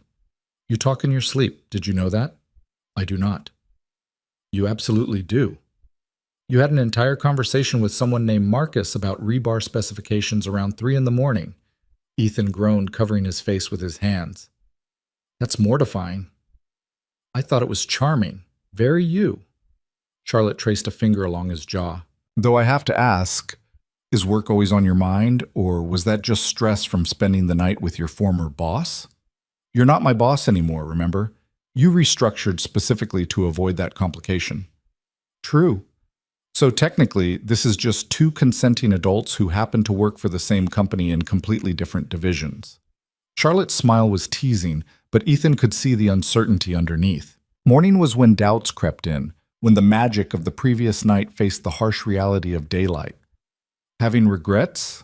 He asked quietly. Charlotte was silent for a long moment, her fingers still tracing patterns on his skin. No. Scared? Yes. Uncertain about how we navigate this going forward? Absolutely. But regretting last night? Not even a little bit. Ethan pulled her down for a kiss, slow and thorough, before checking the time on his phone, 7:30. He needed to pick up Emma at 10, which meant he should probably leave soon, give himself time to go home and change before showing up at Sarah's apartment in yesterday's clothes. I have to get Emma, he said reluctantly. We're going to the aquarium. She likes aquariums? Loves them, especially the jellyfish exhibit. She says they look like aliens from another planet. Ethan sat up, already missing the warmth of the bed. I'm sorry to run out like this. Don't apologize. Emma comes first. That's exactly as it should be. Charlotte sat up too, pulling the sheet around herself. Though I'll admit, I'm already trying to figure out when I can see you again. Is that too clingy? I feel like that might be too clingy for one night together. It's not clingy. I'm doing the same mental calculation. Ethan found his scattered clothes, started dressing. What does your weekend look like? I was supposed to review budget projections, but suddenly that seems a lot less appealing than it did yesterday. Charlotte stood, wrapping herself in a robe that probably cost more than Ethan's entire wardrobe. What if I made you dinner tomorrow night? Here. A real home-cooked meal, not restaurant food. You cook? I'm passable. My repertoire is limited, but what I do make, I make well. She followed him down the stairs. And I'd like to cook for you, if you're interested. Very interested, though I should warn you, Emma's with Sarah all weekend, so if you're hoping to meet her, I'm hoping to have you to myself for one more evening before we figure out how to blend our very different lives together, Charlotte interrupted. Meeting Emma is important, but it's also huge. I don't want to rush that. She deserves better than some random woman her dad brings home after one date. The thoughtfulness of that answer made Ethan's chest tight. You're not some random woman. Not to you, maybe, but to Emma, I would be. And 7-year-olds don't need uncertainty in their lives. When we get to that point, if we get to that point, I want to be sure we're both ready for what it means. Ethan crossed back to her, cupping her face in his hands. You keep surprising me. Every time I think I've got you figured out, you say something that completely shifts my understanding. Is that good or bad? That's perfect. He kissed her once more, lingering despite knowing he needed to leave. Tomorrow night, what time? 7? And Ethan, don't dress up. I want comfortable, casual, just us. The drive home felt surreal, like moving between two different worlds. Charlotte's house in Queen Anne, with its clean lines and expensive furnishings, and the smell of her perfume still clinging to his clothes. His apartment in Ballard, small and cluttered with Emma's toys and drawings, the life he'd built alone over the past 5 years. Could those two worlds actually merge? The question nagged at him as he showered and changed, as he drove to Sarah's apartment, as he watched Emma's face light up when she saw him. Daddy! She launched herself into his arms, all energy and warmth. Aunt Sarah says we're going to see the jellyfish. That's the plan, Em. Go grab your jacket. Sarah cornered him while Emma was getting ready, her expression knowing. So, that must have been some dinner. It was nice. You didn't get home until morning. That's more than nice. That's... Sarah, please. She held up her hands in surrender. Fine. But I'm happy for you, Ethan. Really. You deserve something good in your life besides work and parenting. Charlotte is good, Ethan said quietly. Really good. But it's also complicated. Anything worth having usually is. The aquarium was crowded with weekend families, parents chasing toddlers, while older kids pressed their faces against glass tanks. Emma was in heaven, darting from exhibit to exhibit with boundless energy, rattling off facts about different species with the confidence of someone who'd memorized every nature documentary ever made. Did you know the giant Pacific octopus can fit through any opening larger than its beak? She announced, staring at the massive creature undulating behind the glass. Their whole body is basically just a brain and a beak. Everything else is squishy. That's pretty amazing, Em. I think I want to be a marine biologist now instead of a paleontologist. Octopuses are way cooler than dinosaurs. She grabbed his hand, pulling him toward the next tank. Come on, we haven't seen the sharks yet. Ethan let himself be dragged along, grateful for his daughter's uncomplicated joy, for the way she lived entirely in the present moment. No anxiety about the future, no dwelling on the past, just pure excitement about sharks and octopuses and whatever came next.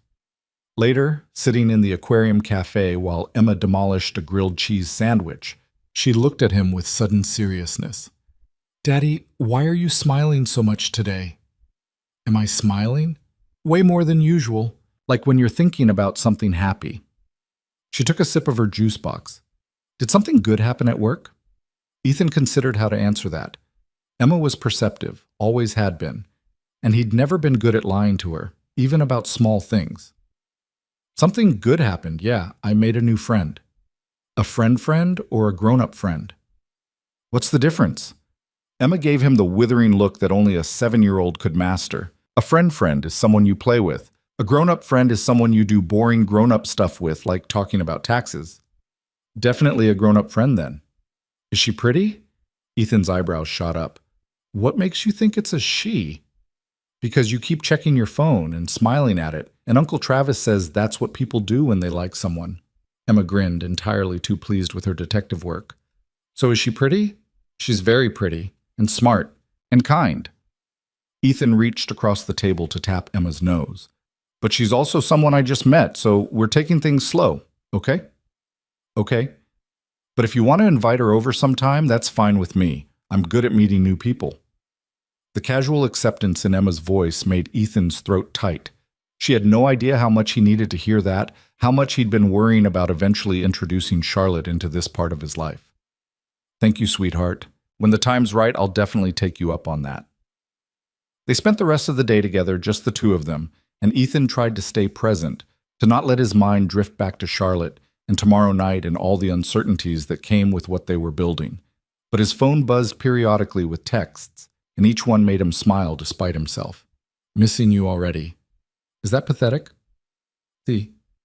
Not pathetic. I'm missing you too." "E.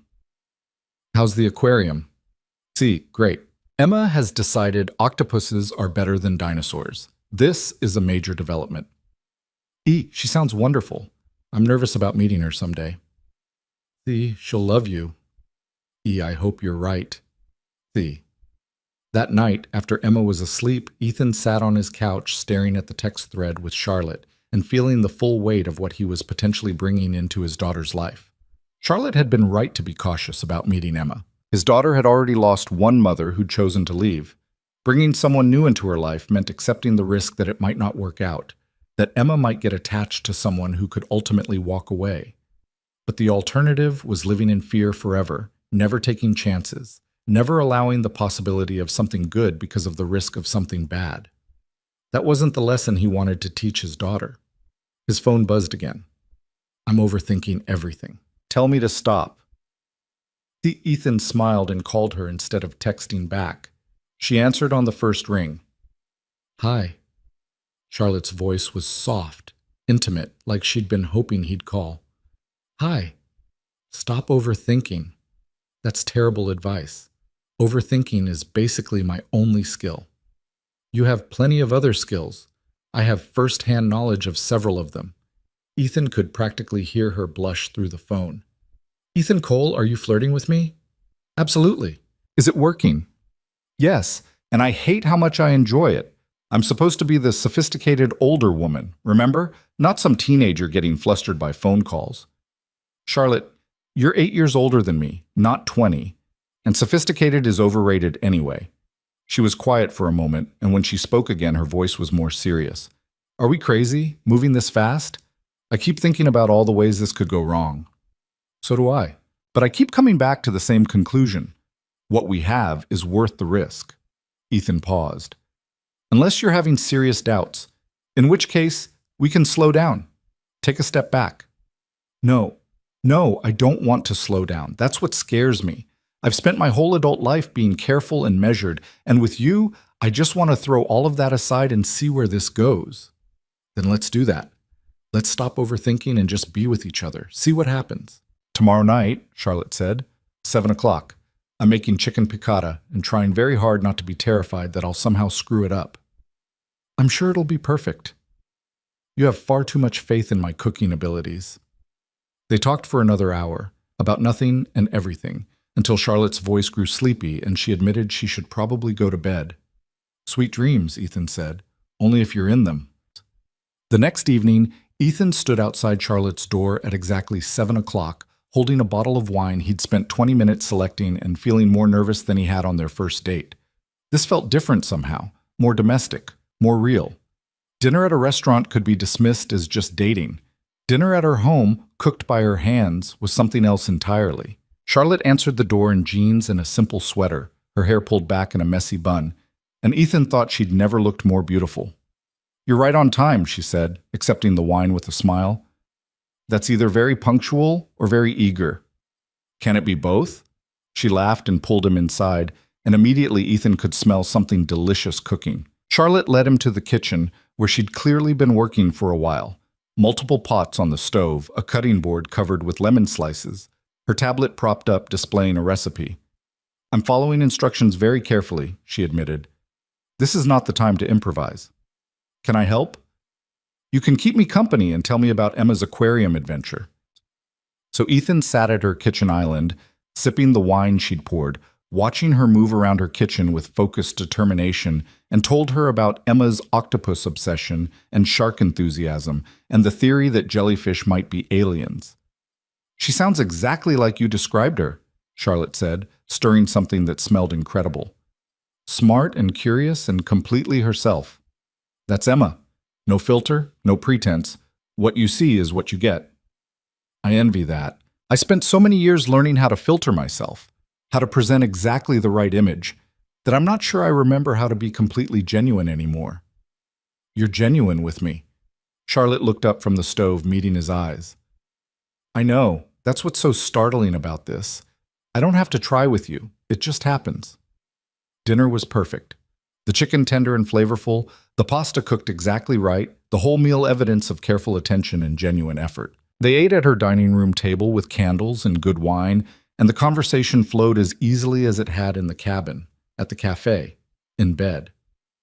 "I have something I need to tell you," Charlotte said as they were finishing dessert, tiramisu again, this time from a bakery. "Something important." Ethan's stomach tightened. "Okay. I spoke with HR on Friday. Officially disclosed that we're in a relationship. They needed to know, especially given the restructuring and the fact that we work for the same company." "What did they say?" "That it's not a problem as long as there's no direct reporting relationship, which there isn't anymore. They'll keep it confidential, but it's on record now. If anyone ever questions the ethics of our relationship, we're covered." Ethan reached across the table for her hand. "You didn't have to do that. We've only been together a week." "I know, but I wanted everything above board. No secrets, no possibility of anyone accusing us of impropriety later. This way, we did everything right from the start." "You're amazing. You know that?" Charlotte's smile was soft, almost shy. "I just want to protect this, protect us, and protect you from any fallout that might come from dating the CEO. Former CEO. At least as far as my reporting chain is concerned. Semantics. People will still talk once they find out. They'll assume things about you, about your motivations, about whether you earned your position or slept your way into it. Let them talk. I know the truth. You know the truth. That's what matters. You say that now, but when you're passed over for a promotion you deserved because people assume you got too many advantages already. Or when you're getting knowing looks in meetings. Charlotte, Ethan squeezed her hand gently. I'm a grown man who makes his own choices. I chose this. I chose you. Whatever consequences come with that, I'm ready for them. She studied him for a long moment, searching his face for doubt or hesitation. Whatever she saw there must have satisfied her because she stood and moved around the table to his side, settling into his lap like she belonged there. How did I get so lucky? She murmured against his neck. Pretty sure I'm the lucky one here. They migrated to the couch after cleaning up. Charlotte curled against Ethan's side while some movie neither of them was really watching played on the television. This was what Ethan had been missing all these years. Not just physical intimacy, but this quiet companionship, the comfort of another person's presence, the knowledge that he didn't have to face everything alone. Tell me something you've never told anyone else, Charlotte said suddenly. That's a dangerous request. I know. Tell me anyway. Ethan thought about what to share, what secret felt safe enough to voice but significant enough to matter. Sometimes I resent Emma's mother. Not for leaving. Honestly, she did us both a favor there. But for making it seem so easy. For walking away without looking back, like our daughter was just something she could discard when it didn't fit her life anymore. He paused, the old anger surfacing. Emma asks about her sometimes. Where she is, why she doesn't visit. And I have to make up gentle lies instead of saying the truth, which is that her mother chose not to be in her life, and that's on her, not on Emma. Charlotte was quiet, her hand rubbing slow circles on his chest. That's a lot to carry. Your turn. Tell me something you've never told anyone.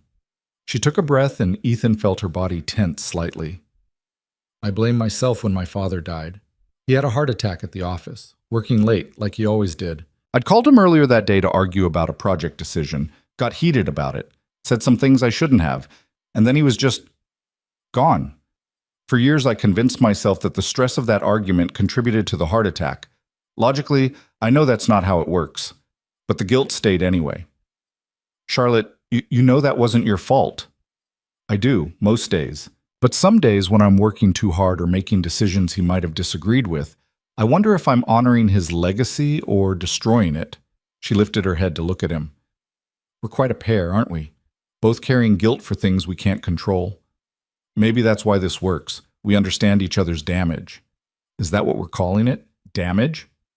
Scars, then. We understand each other's scars. Charlotte kissed him, slow and deep, and Ethan felt the conversation shift from words to something beyond them.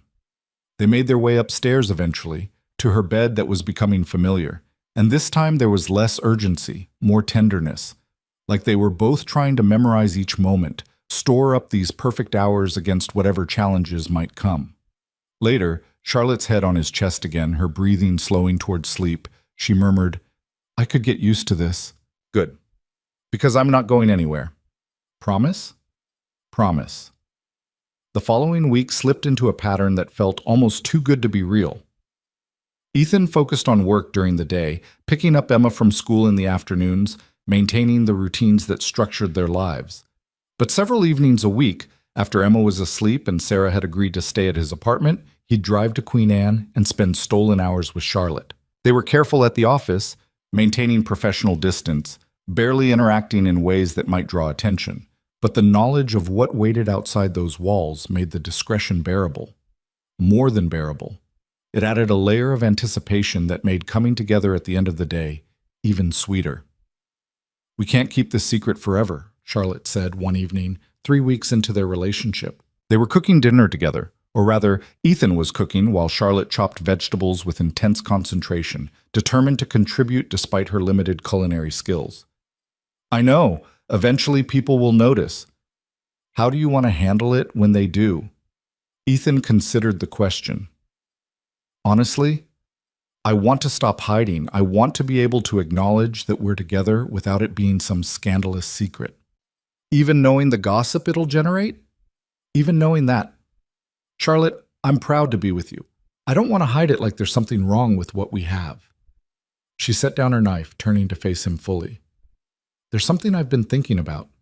A way to maybe make this easier. I'm listening. The company's annual charity gala is in 6 weeks. It's a big event. Clients, board members, employees, everyone brings dates. I usually go alone, but... She paused, meeting his eyes. What if I didn't this year? What if I brought you? Ethan's heart kicked up. That would be making a very public statement. Exactly. It would announce our relationship on our terms, in a controlled environment. No sneaking around, no hiding. Just us. Together, at a company event. People will talk. They'll talk anyway once they find out. At least this way we control the narrative. Ethan thought about it, about walking into that gala with Charlotte on his arm, about the statement it would make to everyone who'd wondered about the mysterious restructuring, about the gossip it would inevitably generate. Yes, he said finally, let's do it. Let's stop hiding. Charlotte's smile was brilliant and relieved. Really? You're sure? I'm sure. But Charlotte, there's something we need to do first. What's that? I need to introduce you to Emma. If we're going public with this relationship, if we're making it official, she needs to be part of that conversation. She deserves to know what's happening in my life. Charlotte's expression shifted to something more vulnerable, almost scared. You want me to meet your daughter? Only if you're ready. But yes, I think it's time. She took a shaky breath, and Ethan watched her wrestle with the magnitude of what that meant. Meeting Emma wasn't just meeting his daughter. It was accepting that this relationship was serious, that they were building towards something long-term. I'm terrified, Charlotte admitted. What if she doesn't like me? What if I say the wrong thing or can't connect with her? Or Ethan pulled her into his arms, cutting off the spiral of anxiety. Emma is 7. She likes dinosaurs and octopuses and mismatched socks. Just be yourself. Be the Charlotte I know, smart and kind and genuine. That's all you need to be. When? Charlotte's voice was muffled against his chest. Next Saturday? We could do something casual. Maybe lunch and a trip to the park. Low pressure, just getting to know each other. Charlotte pulled back to look at him. Saturday. Okay, I can do Saturday. She paused. I'll probably panic 17 times between now and then, but I can do Saturday. Call me every time you panic. I'll talk you through it. That week, Charlotte called him 4 times with varying degrees of anxiety about meeting Emma. What should she wear? What should they talk about? Should she bring a gift? Was bringing a gift too much? Would Emma think she was trying too hard? Ethan answered each question with patience, amused and touched by how much this mattered to her. On Friday evening, the night before the planned meeting, Charlotte called in a full spiral. I can't do this. I'm going to screw it up. Emma will hate me and you'll realize I'm completely wrong for this. And Charlotte, breathe. I don't know how to talk to children, Ethan. I don't have younger siblings or nieces or nephews. My entire experience with kids is when I was a kid myself, and that was decades ago. You're overthinking this. Emma's a person, just a small one. Talk to her like you'd talk to anyone else. Be interested in what she's interested in. Ask her questions. That's literally all parenting is half the time, paying attention and asking questions. What if I ask the wrong questions? There are no wrong questions. Well, okay, don't ask her about taxes or stock portfolios, but anything else is fair game. Charlotte laughed despite herself. You make it sound so simple. It is simple. You're just scared because this matters to you, because Emma matters, and you want her approval. Of course I want her approval. She's the most important person in your life. If she doesn't accept me, she will. I know my daughter, Charlotte. She's open-hearted and curious and excited to meet you. Just be yourself. Saturday arrived clear and bright, one of those perfect spring days Seattle occasionally gifted its residents. Ethan picked Charlotte up at noon, and she emerged from her house looking beautiful and terrified in jeans and a casual top that had probably still cost more than anything in Ethan's closet. I feel like I'm about to give the most important presentation of my life, she said, buckling her seatbelt. Except Emma's a much friendlier audience than any board of directors you've faced. They picked up Emma from Sarah's apartment, and Ethan watched his daughter's eyes go wide when Charlotte stepped out of the car. You're really pretty, Emma announced with typical 7-year-old bluntness. Are you Daddy's grown-up friend? Charlotte crouched down to Emma's level, and Ethan saw her take a steadying breath. I am. My name's Charlotte. It's really nice to meet you, Emma. Are you taking us to lunch? Because I'm really hungry.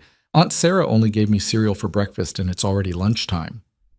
I heard about a really good burger place near here, Charlotte said carefully. Would you like to go there? Do they have milkshakes? I think so. Then yes, I definitely want to go there. Emma grabbed Charlotte's hand with complete unself-consciousness, and Ethan watched Charlotte's eyes widen at the casual physical contact. Do you like dinosaurs?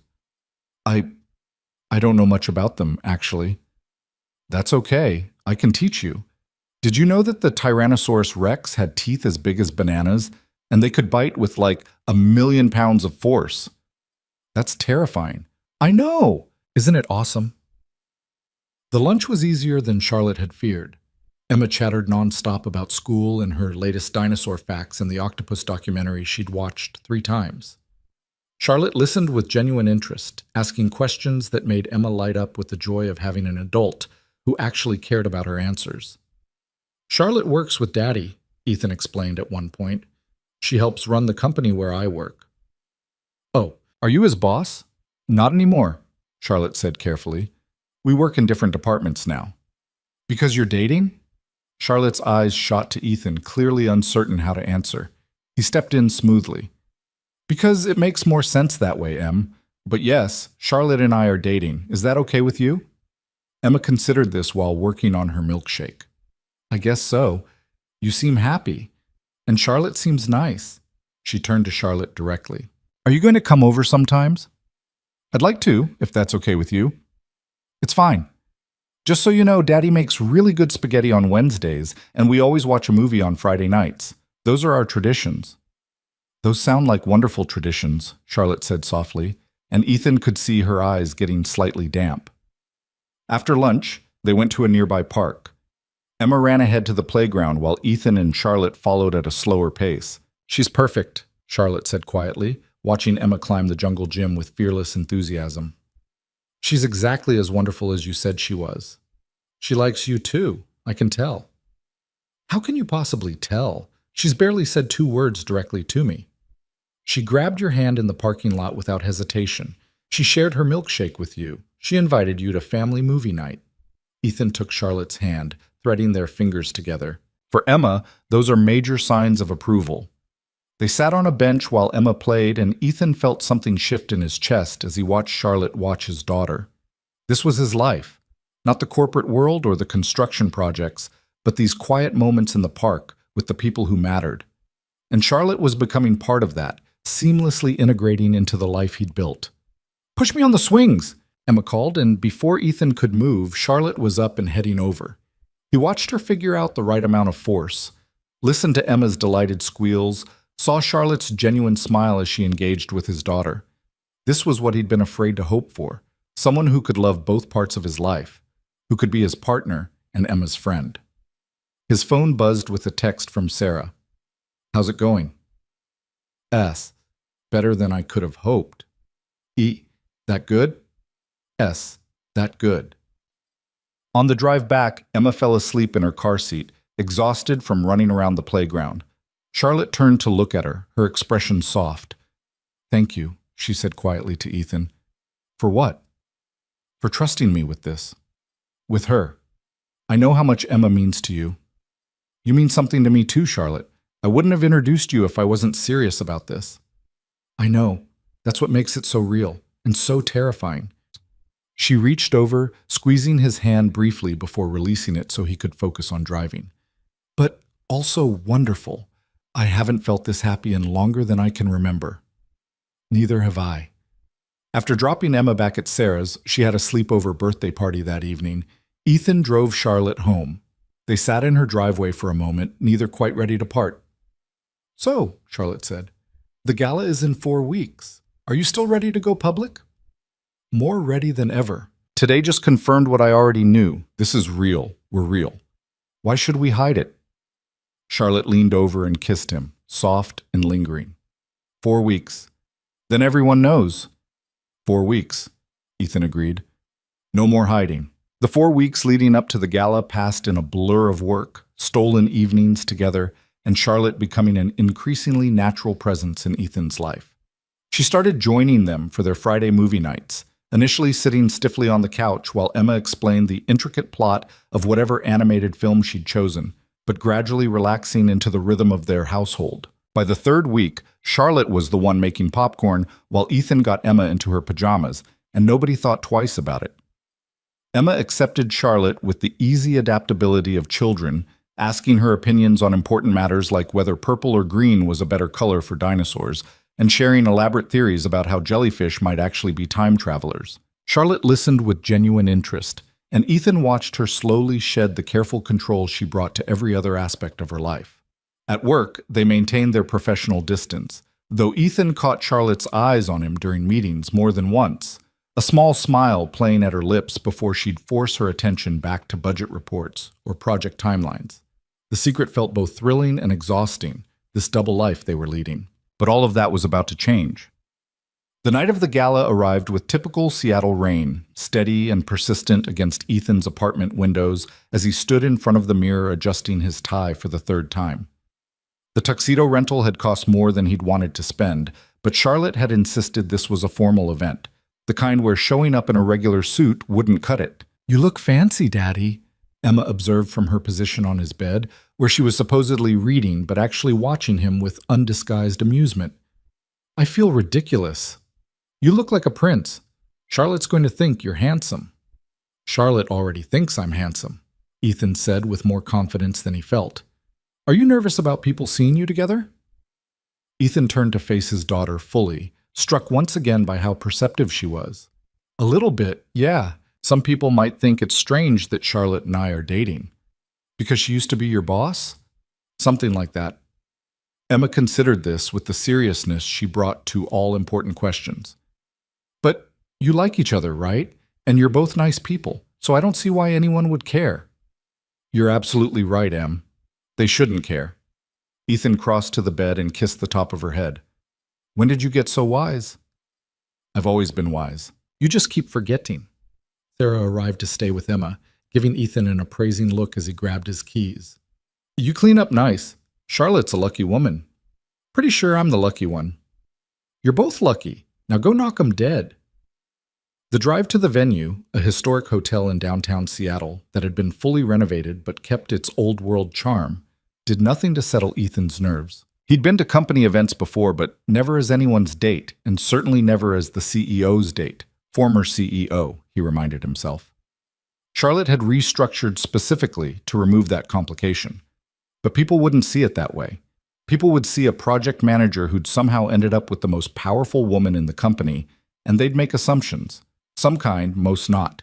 He was early, deliberately so, wanting to meet Charlotte before facing the crowd. She'd texted him the room number of the suite where she was getting ready, and Ethan made his way through the elegant lobby to the elevators, his heart hammering against his ribs. Charlotte answered his knock wearing a robe, her hair half done, makeup scattered across the bathroom counter visible behind her. You're early, she said, but she was smiling as she pulled him inside. I wanted to see you before the chaos started. I'm glad. I've been having minor panic attacks for the past hour. Charlotte gestured to her dress hanging on the closet door, a deep emerald green that would look stunning against her dark hair. Help me with the zipper when I'm ready? Of course. He watched her finish her makeup with steady hands that contradicted the anxiety in her eyes, watched her step into the dress and turn so he could zip her up, his fingers lingering on the exposed skin of her back. We don't have to do this, Ethan said quietly. If you're having second thoughts, we can walk in separately. Pretend we just ran into each other. Charlotte turned to face him, and she was breathtaking, the dress fitting her perfectly, her hair swept up elegantly, her eyes bright with determination and fear in equal measure. No, I'm done hiding, done pretending that what we have is something to be ashamed of. She took his hands in hers. Are you ready for this? Really ready? Because once we walk through those doors together, there's no taking it back. I've never been more ready for anything in my life. Charlotte's smile was tremulous but genuine. Then let's go make a statement. The ballroom was already filling with people when they arrived, employees in their finest, board members and their spouses, clients and investors, all mingling with champagne glasses and polite conversation. A string quartet played softly in one corner, and the whole scene had an air of refined elegance that made Ethan acutely aware of how far outside his usual world this was. But then Charlotte's hand found his, fingers intertwining with quiet confidence, and suddenly it didn't matter. They were just two people who cared about each other, facing the world together. The reaction was immediate and rippling. Conversations died mid-sentence as people noticed Charlotte Whitaker entering with a date, their eyes tracking to Ethan with varying degrees of recognition and surprise. He could literally watch the information spread through the room, heads turning, whispers starting, eyes widening. Stay with me, Charlotte murmured, though Ethan couldn't tell if she was talking to him or to herself. They made their way in through the crowd, Charlotte stopping to greet board members and key clients with her usual grace, introducing Ethan each time simply as my date, Ethan Cole. No elaborate explanations, no justifications, just simple truth. Most people took it in stride, offering polite congratulations or warm smiles. A few looked uncomfortable, uncertain how to react. And a handful, mostly older board members who'd known Charlotte's father, had expressions that ranged from disapproving to openly hostile. Charlotte, one silver-haired man said, his tone carefully neutral, this is unexpected. Edward, Charlotte's voice was equally neutral. May I introduce Ethan Cole? Ethan, this is Edward Morrison, one of our longest-serving board members. Mr. Morrison. Ethan extended his hand, which the older man shook with obvious reluctance. Cole, you work for the company, I understand. I'm a project manager, yes. How convenient. The words dripped with implication, and Ethan felt Charlotte stiffen beside him. Edward, perhaps we could discuss your concerns in private, Charlotte said with dangerous calm, rather than making a scene at a charity event. Morrison's eyes narrowed. There's nothing to discuss, though I do wonder what your father would think of this situation. My father built this company on merit and integrity, and I've spent 15 years honoring that legacy. My personal life has no bearing on my professional capabilities, and I won't justify my choices to you or anyone else. Charlotte's voice was steel wrapped in silk. Now, if you'll excuse us, I'd like to introduce Ethan to some people who will actually be happy to meet him. She steered Ethan away before Morrison could respond, but Ethan could feel the tension radiating from her. You okay? He asked quietly. I will be. That was always going to happen. Edward's been looking for reasons to undermine me since the day I took over. Charlotte took a steadying breath. Let's find some friendlier faces. They did eventually. Margaret from HR offered genuine congratulations and admitted she'd figured out their relationship weeks ago. Several younger employees seemed delighted by the news, and Travis cornered Ethan with a huge grin. Man, I knew there was something different about you lately. You've been way too happy for someone who's just working and parenting. He clapped Ethan on the shoulder. Good for you, Cole. She seems great. She is great. Just don't forget us little people now that you're dating the CEO. Former CEO of my division, Ethan corrected with a smile. And trust me, that's not happening. The evening progressed with speeches about the charity the gala supported, a foundation that provided construction training and jobs for homeless youth. And Charlotte gave a passionate address about the importance of using their industry's resources to create opportunities. Ethan watched her command the room with effortless authority and felt a swell of pride that had nothing to do with her professional accomplishments and everything to do with knowing the vulnerable, uncertain woman beneath the polished exterior.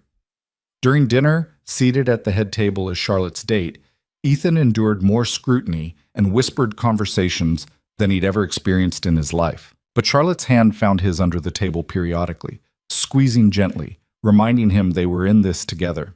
Having regrets yet? She murmured during dessert. Not even close, you? Ask me again when we see what the gossip blogs say tomorrow. Charlotte, I really don't care what gossip blogs say about us. She looked at him with something that might have been wonder. You really mean that, don't you? Of course I mean it. Let them talk. Let them speculate. None of it changes what we actually have. Charlotte leaned in and kissed him, right there at the head table in front of 200 people, and Ethan heard the collective intake of breath around them.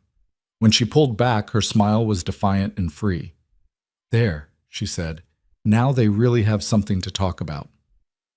The rest of the evening passed in a blur of dancing and conversation and stolen moments in quiet corners. Charlotte introduced Ethan to everyone who mattered, and he watched her navigate the complex social dynamics with practiced ease, always making sure he felt included, always positioning their relationship as the natural, right thing it was. Around 11, as the crowd began to thin, Charlotte pulled him onto the dance floor one last time. The quartet was playing something slow and romantic, and she fit against him perfectly, her head resting on his shoulder. Thank you, she said quietly. For what? For being exactly who you are. For not being intimidated by my world or my position. For standing beside me tonight when I know it wasn't easy. Charlotte, standing beside you is the easiest thing I've ever done. She lifted her head to look at him, and her eyes were bright with unshed tears. I love you. I know it's too soon to say that. I know we've only been together a few months, but I do. I love you. Ethan's heart stopped, restarted, and then was racing. It's not too soon. And I love you too. I think I have since that night in the cabin when you admitted you were lonely, and I realized I'd been lonely too, just waiting for someone exactly like you. They kissed there on the dance floor, and this time Ethan didn't care who was watching or what they'd say. This was his life now, this woman in his arms, this future they were building together. Later, much later, they ended up back at Charlotte's house, trading the formal wear for comfortable clothes and sitting on her couch with glasses of wine, processing the evening. It went better than I feared, Charlotte admitted. Morrison was awful, but most people seemed genuinely happy for us. They were. Because you're respected and liked, and they want you to be happy. I am happy. For the first time in longer than I can remember, I'm actually genuinely happy. Charlotte set down her wine and turned to face him fully. Move in with me. Ethan blinked, certain he'd heard wrong. What? Move in with me. You and Emma. This house is too big for one person anyway, and you're here most nights already. It makes sense. Charlotte, that's huge. Are you sure you're ready for that? For a 7-year-old and all the chaos that comes with her?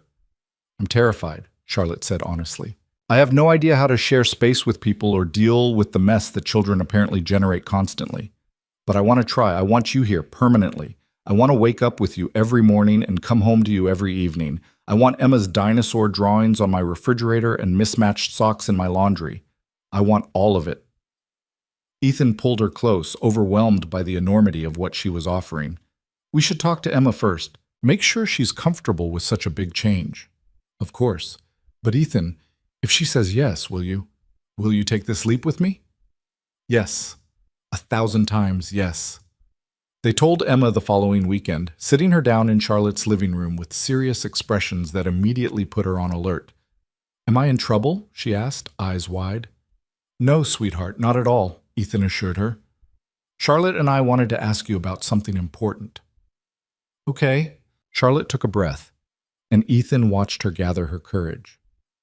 Emma, how would you feel about moving here, to this house, with me, all of us living together as a family?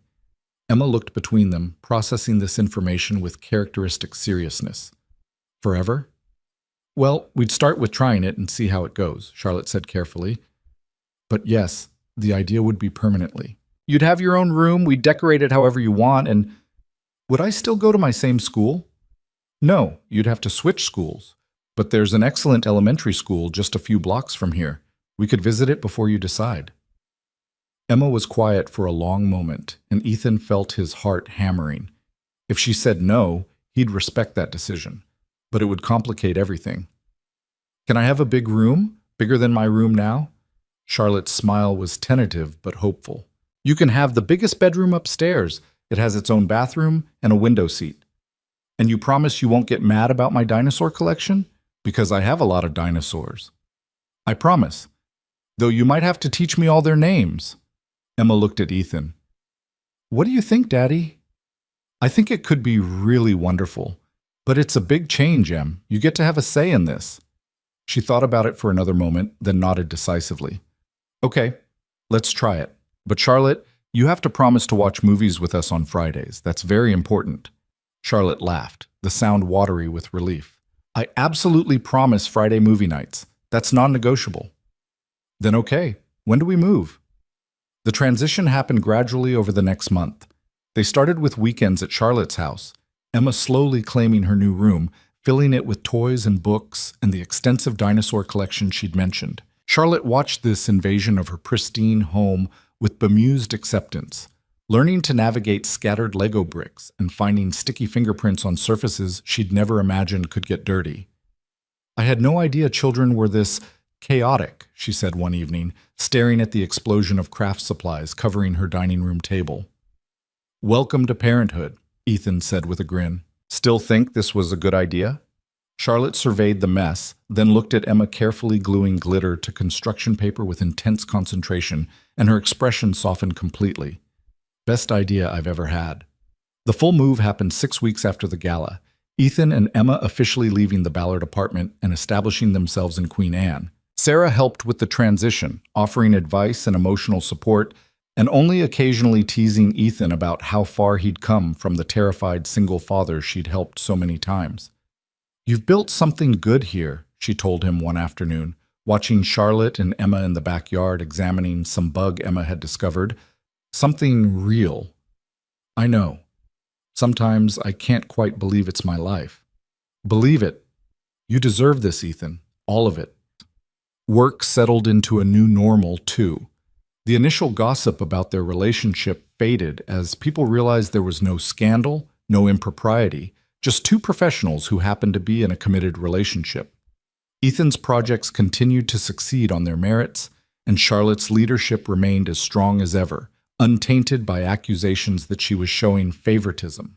Morrison tried to make an issue of it at one board meeting, suggesting that Charlotte's judgment was compromised. She'd shut him down with devastating precision, walking the board through every project Ethan had ever managed, showing how his success rate and efficiency had actually remained completely consistent before and after their relationship began. Mr. Cole's professional achievements have nothing to do with our personal relationship, she'd said coolly. And if you're suggesting otherwise, I'd recommend you examine the actual data rather than relying on speculation and prejudice. Morrison had backed down, and the matter was never raised again. The months slipped by, spring turning to summer and then fall. Emma thrived in her new school, making friends easily and announcing periodically that having Charlotte around was pretty cool, actually. Charlotte learned to braid hair and pack school lunches and navigate the complex social dynamics of 7-year-old birthday parties with the same determination she brought to board meetings. One evening in late November, almost a year after the storm that had started everything, Ethan came home from work to find Charlotte in the kitchen attempting to make dinner while Emma sat at the counter doing homework. "Dad, Charlotte's making your famous spaghetti," Emma announced, "except it's not as good as yours yet." "Hey," Charlotte protested, but she was laughing. "I'm trying, cut me some slack." Ethan kissed her hello, tasting tomato sauce on her lips, and felt that same overwhelming gratitude that had become a constant in his life. This was his family now, these two people, this house that had transformed from a showplace to a home, this life they'd built together. "I have an idea," Charlotte said as they sat down to dinner. The spaghetti was actually pretty good, though Ethan would never tell her it still needed work. "I was thinking we could take a trip, the three of us." "Where to?" Emma asked, immediately interested. "I was thinking the mountains. There's a lodge in the Cascades that's supposed to be beautiful this time of year. We could go for a long weekend, do some hiking, just get away from the city." Ethan met her eyes across the table and understood immediately. "The same mountains where we went for that corporate retreat?" "Actually, yes, the same area." Charlotte's smile was soft and knowing. "I thought it might be nice to go back. See it differently this time." "Can we stay in a cabin?" Emma wanted to know. "With a fireplace?" "We can definitely stay in a cabin with a fireplace." "Then yes, let's go." 2 weeks later, they made the drive up into the Cascades. The three of them packed into Charlotte's car with luggage and snacks, and Emma's endless playlist of songs she insisted they all had to hear. The mountains were beautiful, snow already dusting the peaks, even though winter hadn't officially arrived. The lodge Charlotte had booked was different from the emergency shelter where they'd been stranded. This was a proper resort with luxury cabins and amenities. Their cabin had 2 bedrooms, a full kitchen, and a living room with floor-to-ceiling windows overlooking a pristine lake. "This is amazing." Emma ran from room to room, exploring with unbridled enthusiasm. "Can I have the room with the bunk beds?" "All yours, sweetheart," Ethan told her. That evening, after Emma had finally exhausted herself and fallen asleep in her bunk bed, Ethan and Charlotte sat in front of the fireplace with glasses of wine, wrapped in blankets and watching the flames dance. "Thank you for suggesting this," Ethan said quietly. "It's perfect. I wanted to come back here with you, show you that what started in a storm has become something steady and permanent." Charlotte shifted to look at him. That night in the emergency cabin, I was so terrified of what I was feeling, of how much I wanted something I'd convinced myself I could never have. And now? Now I'm terrified of completely different things, like how to help Emma with her math homework, or whether I'm doing enough to be a good parental figure, or if I'm somehow failing at this whole family thing. "Charlotte, you're not failing. Emma adores you. You're doing amazing." "I hope so, because this is everything to me now. You and Emma. This life we've built." She set down her wine and reached into her pocket, pulling out a small box that made Ethan's heart stop. "Charlotte, I know we've only been together a year. I know by conventional standards this might seem fast. But Ethan, I've spent my whole adult life being conventional and careful and measured, and it brought me success but never happiness. Not real happiness." She opened the box, revealing a simple but elegant ring. "You and Emma brought me happiness. You brought me home." So I'm asking, in this place where everything started, will you marry me? Ethan stared at her, at this brilliant, powerful woman who'd learned to braid hair and pack lunches and love with her whole heart, and felt tears burning in his eyes. Yes, absolutely yes. Charlotte slipped the ring onto his finger, a platinum band that felt both foreign and right, and kissed him with the same intensity she'd brought to that first kiss in the cabin, desperate and certain and full of promise. I love you, she whispered against his lips. I love our life. I love our family. I love everything we've become together. I love you too, more than I thought I could love anyone. They sat there in front of the fire, holding each other the way they had that first night, but everything was different now. They weren't strangers seeking warmth in a storm. They were partners, building a future together, with Emma sleeping safely in the next room and a life full of possibilities stretching ahead of them. The next morning, they told Emma over breakfast, and she responded with characteristic enthusiasm. Does this mean Charlotte's going to be my stepmom officially? If that's okay with you, Charlotte said carefully. Emma pretended to think about it, drawing out the suspense before breaking into a huge grin. That's very okay with me.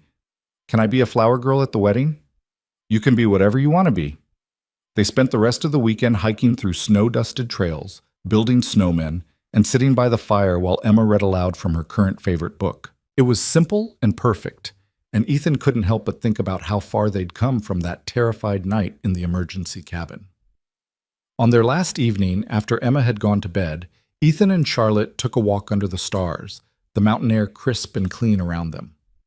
Do you remember what you said to me that first night? Charlotte asked, her breath misting in the cold. When I admitted I was lonely? I said lonely was the price you'd paid for success. No, after that. You said that strength didn't mean facing everything alone. She stopped walking, turning to face him. You were right. I'd spent so long being strong by myself that I'd forgotten there was another way. A better way. We're stronger together than either of us ever was alone. Exactly. Charlotte pulled him close, and they stood there under the stars, in the mountains where their story had begun, surrounded by the quiet peace of snow and silence and the promise of everything still to come. 6 months later, they were married in a small ceremony at Charlotte's house with just family and close friends. Emma served as both flower girl and ring bearer, taking her duties with utmost seriousness. Sarah cried through the entire ceremony, and even Travis got a little misty-eyed during the vows.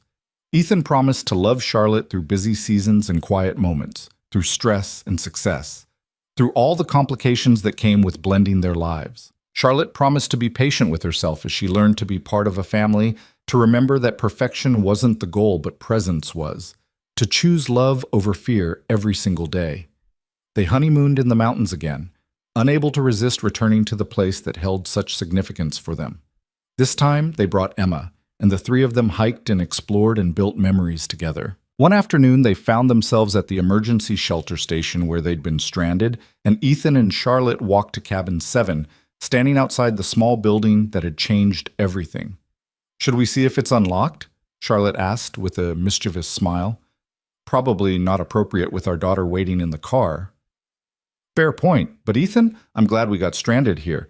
Glad the universe put us in that impossible situation, because otherwise I might have spent the rest of my life being lonely and calling it success. And I might have spent the rest of mine being safe and calling it enough. They walked back to where Emma was waiting, her face pressed against the car window watching the snow, and Ethan felt a profound sense of rightness about everything. The storm had forced them together, but they'd chosen to stay together, to build something real and lasting from those uncertain beginnings. Life settled into its new rhythm after the wedding. Charlotte continued leading the company with the same brilliance she always had, but now she left work at reasonable hours, came home to family dinners, and learned to balance the professional drive that defined her with the personal connections that fulfilled her. Ethan's career flourished too, his projects earning recognition throughout the industry, his success entirely his own. Emma grew from 7 to 8 to 9, and Charlotte was there for all of it. School plays and science fairs, scraped knees and friendship drama. The 1,000 small moments that made up childhood. She learned to be a parent not by trying to be perfect, but by showing up consistently, by loving unconditionally, by being present even when she didn't have all the answers. 2 years after the wedding, Charlotte and Ethan found themselves back in the mountains one more time, this time without Emma, who was spending the weekend with Sarah. They'd booked the same cabin where they'd spent their honeymoon, wanting to mark their anniversary in the place that had become sacred to them. "Do you have any regrets?" Ethan asked one evening as they sat by the fire, the familiar crackle and warmth bringing back memories of that first desperate night. Charlotte thought about it seriously, the way she approached all important questions. "I regret all the years I wasted being afraid. Afraid to want more. Afraid to risk my carefully controlled life. Afraid to believe I deserved happiness outside of professional achievement." She turned to look at him. "But I don't regret a single moment since that storm. Every choice we've made, every challenge we've faced, every beautiful, ordinary day, I'd choose it all over again in a heartbeat." Even the chaos? The mess? The complete disruption of your organized life? Especially that. Because the chaos is life, Ethan. Real life. And it's so much better than the perfect, lonely existence I had before. They made love slowly that night, not with the desperation of that first time in the emergency cabin, but with the deep certainty of two people who knew each other completely. Afterward, wrapped together under thick blankets while snow fell softly outside, Charlotte spoke into the darkness. "I never told you this, but that morning after the storm, when we had to go back to reality, I cried in my car before driving home." "Why?" "Because I was convinced that what we'd found couldn't survive outside that cabin, that the magic of it only existed in that extreme situation." She pressed closer to him. "I'm so glad I was wrong." "So am I." They fell asleep like that, holding each other the way they had so many times before, but with the weight of years and memories and a future still unfolding before them. In the morning, they woke to brilliant sunshine and decided to hike to the emergency shelter one more time. The paths were clearer now, marked and maintained, so different from that terrifying night when the world had disappeared in whiteout conditions. They stood outside cabin 7 again, and this time Charlotte tried the door. It was unlocked, and they stepped inside to find it exactly as they remembered. The single bed, the small kitchenette, the fireplace that had saved them from freezing. "I was so scared that night," Charlotte said softly, looking around the tiny space. "Of the storm, but more of what I was feeling, of how much I wanted you even though I barely knew you. I was scared too, but sometimes the scary things are the ones most worth doing." Charlotte turned to him, her eyes bright with emotion. "Do you think we would have found each other without the storm? If we'd just met at the office, gone through normal life?" "I don't know. Maybe. I'd like to think we would have. But the storm gave us permission to be honest with each other in a way we might never have been otherwise." Ethan pulled her close. "It forced us to be vulnerable, to see each other without all the protective layers we wear in normal life. Then I'm grateful for it, for every terrifying moment of that night, because it brought me here, to this life, to you and Emma, and everything we've built together." They left the cabin hand in hand, walking back toward their car and the life waiting for them in Seattle. The mountains stood silent and magnificent around them, witness to where their story had begun and how far they'd come. That evening, back home in the house that had transformed from Charlotte's showplace to their family home, they sat down to dinner with Emma, who immediately launched into an elaborate story about the weekend with Aunt Sarah involving a science experiment gone slightly wrong. It was supposed to make a volcano, but instead it made this weird foam that got everywhere. "Aunt Sarah said words I'm not allowed to repeat," Emma reported with glee. Charlotte laughed, that real, unguarded laugh that Ethan had first heard in the cabin and never tired of hearing. "Well, at least you learned what not to do for your next science project. That's what Aunt Sarah said too, right before she made me help clean up the foam." After dinner, they had their traditional Friday movie night, the three of them piled on the couch with popcorn and blankets. Emma fell asleep halfway through, her head on Charlotte's lap, and Charlotte absently stroked her hair while the movie played on. Ethan looked at them, his daughter and his wife, his family, his home, and felt that same overwhelming gratitude that had become a constant companion. The storm had brought them together, but love had made them stay.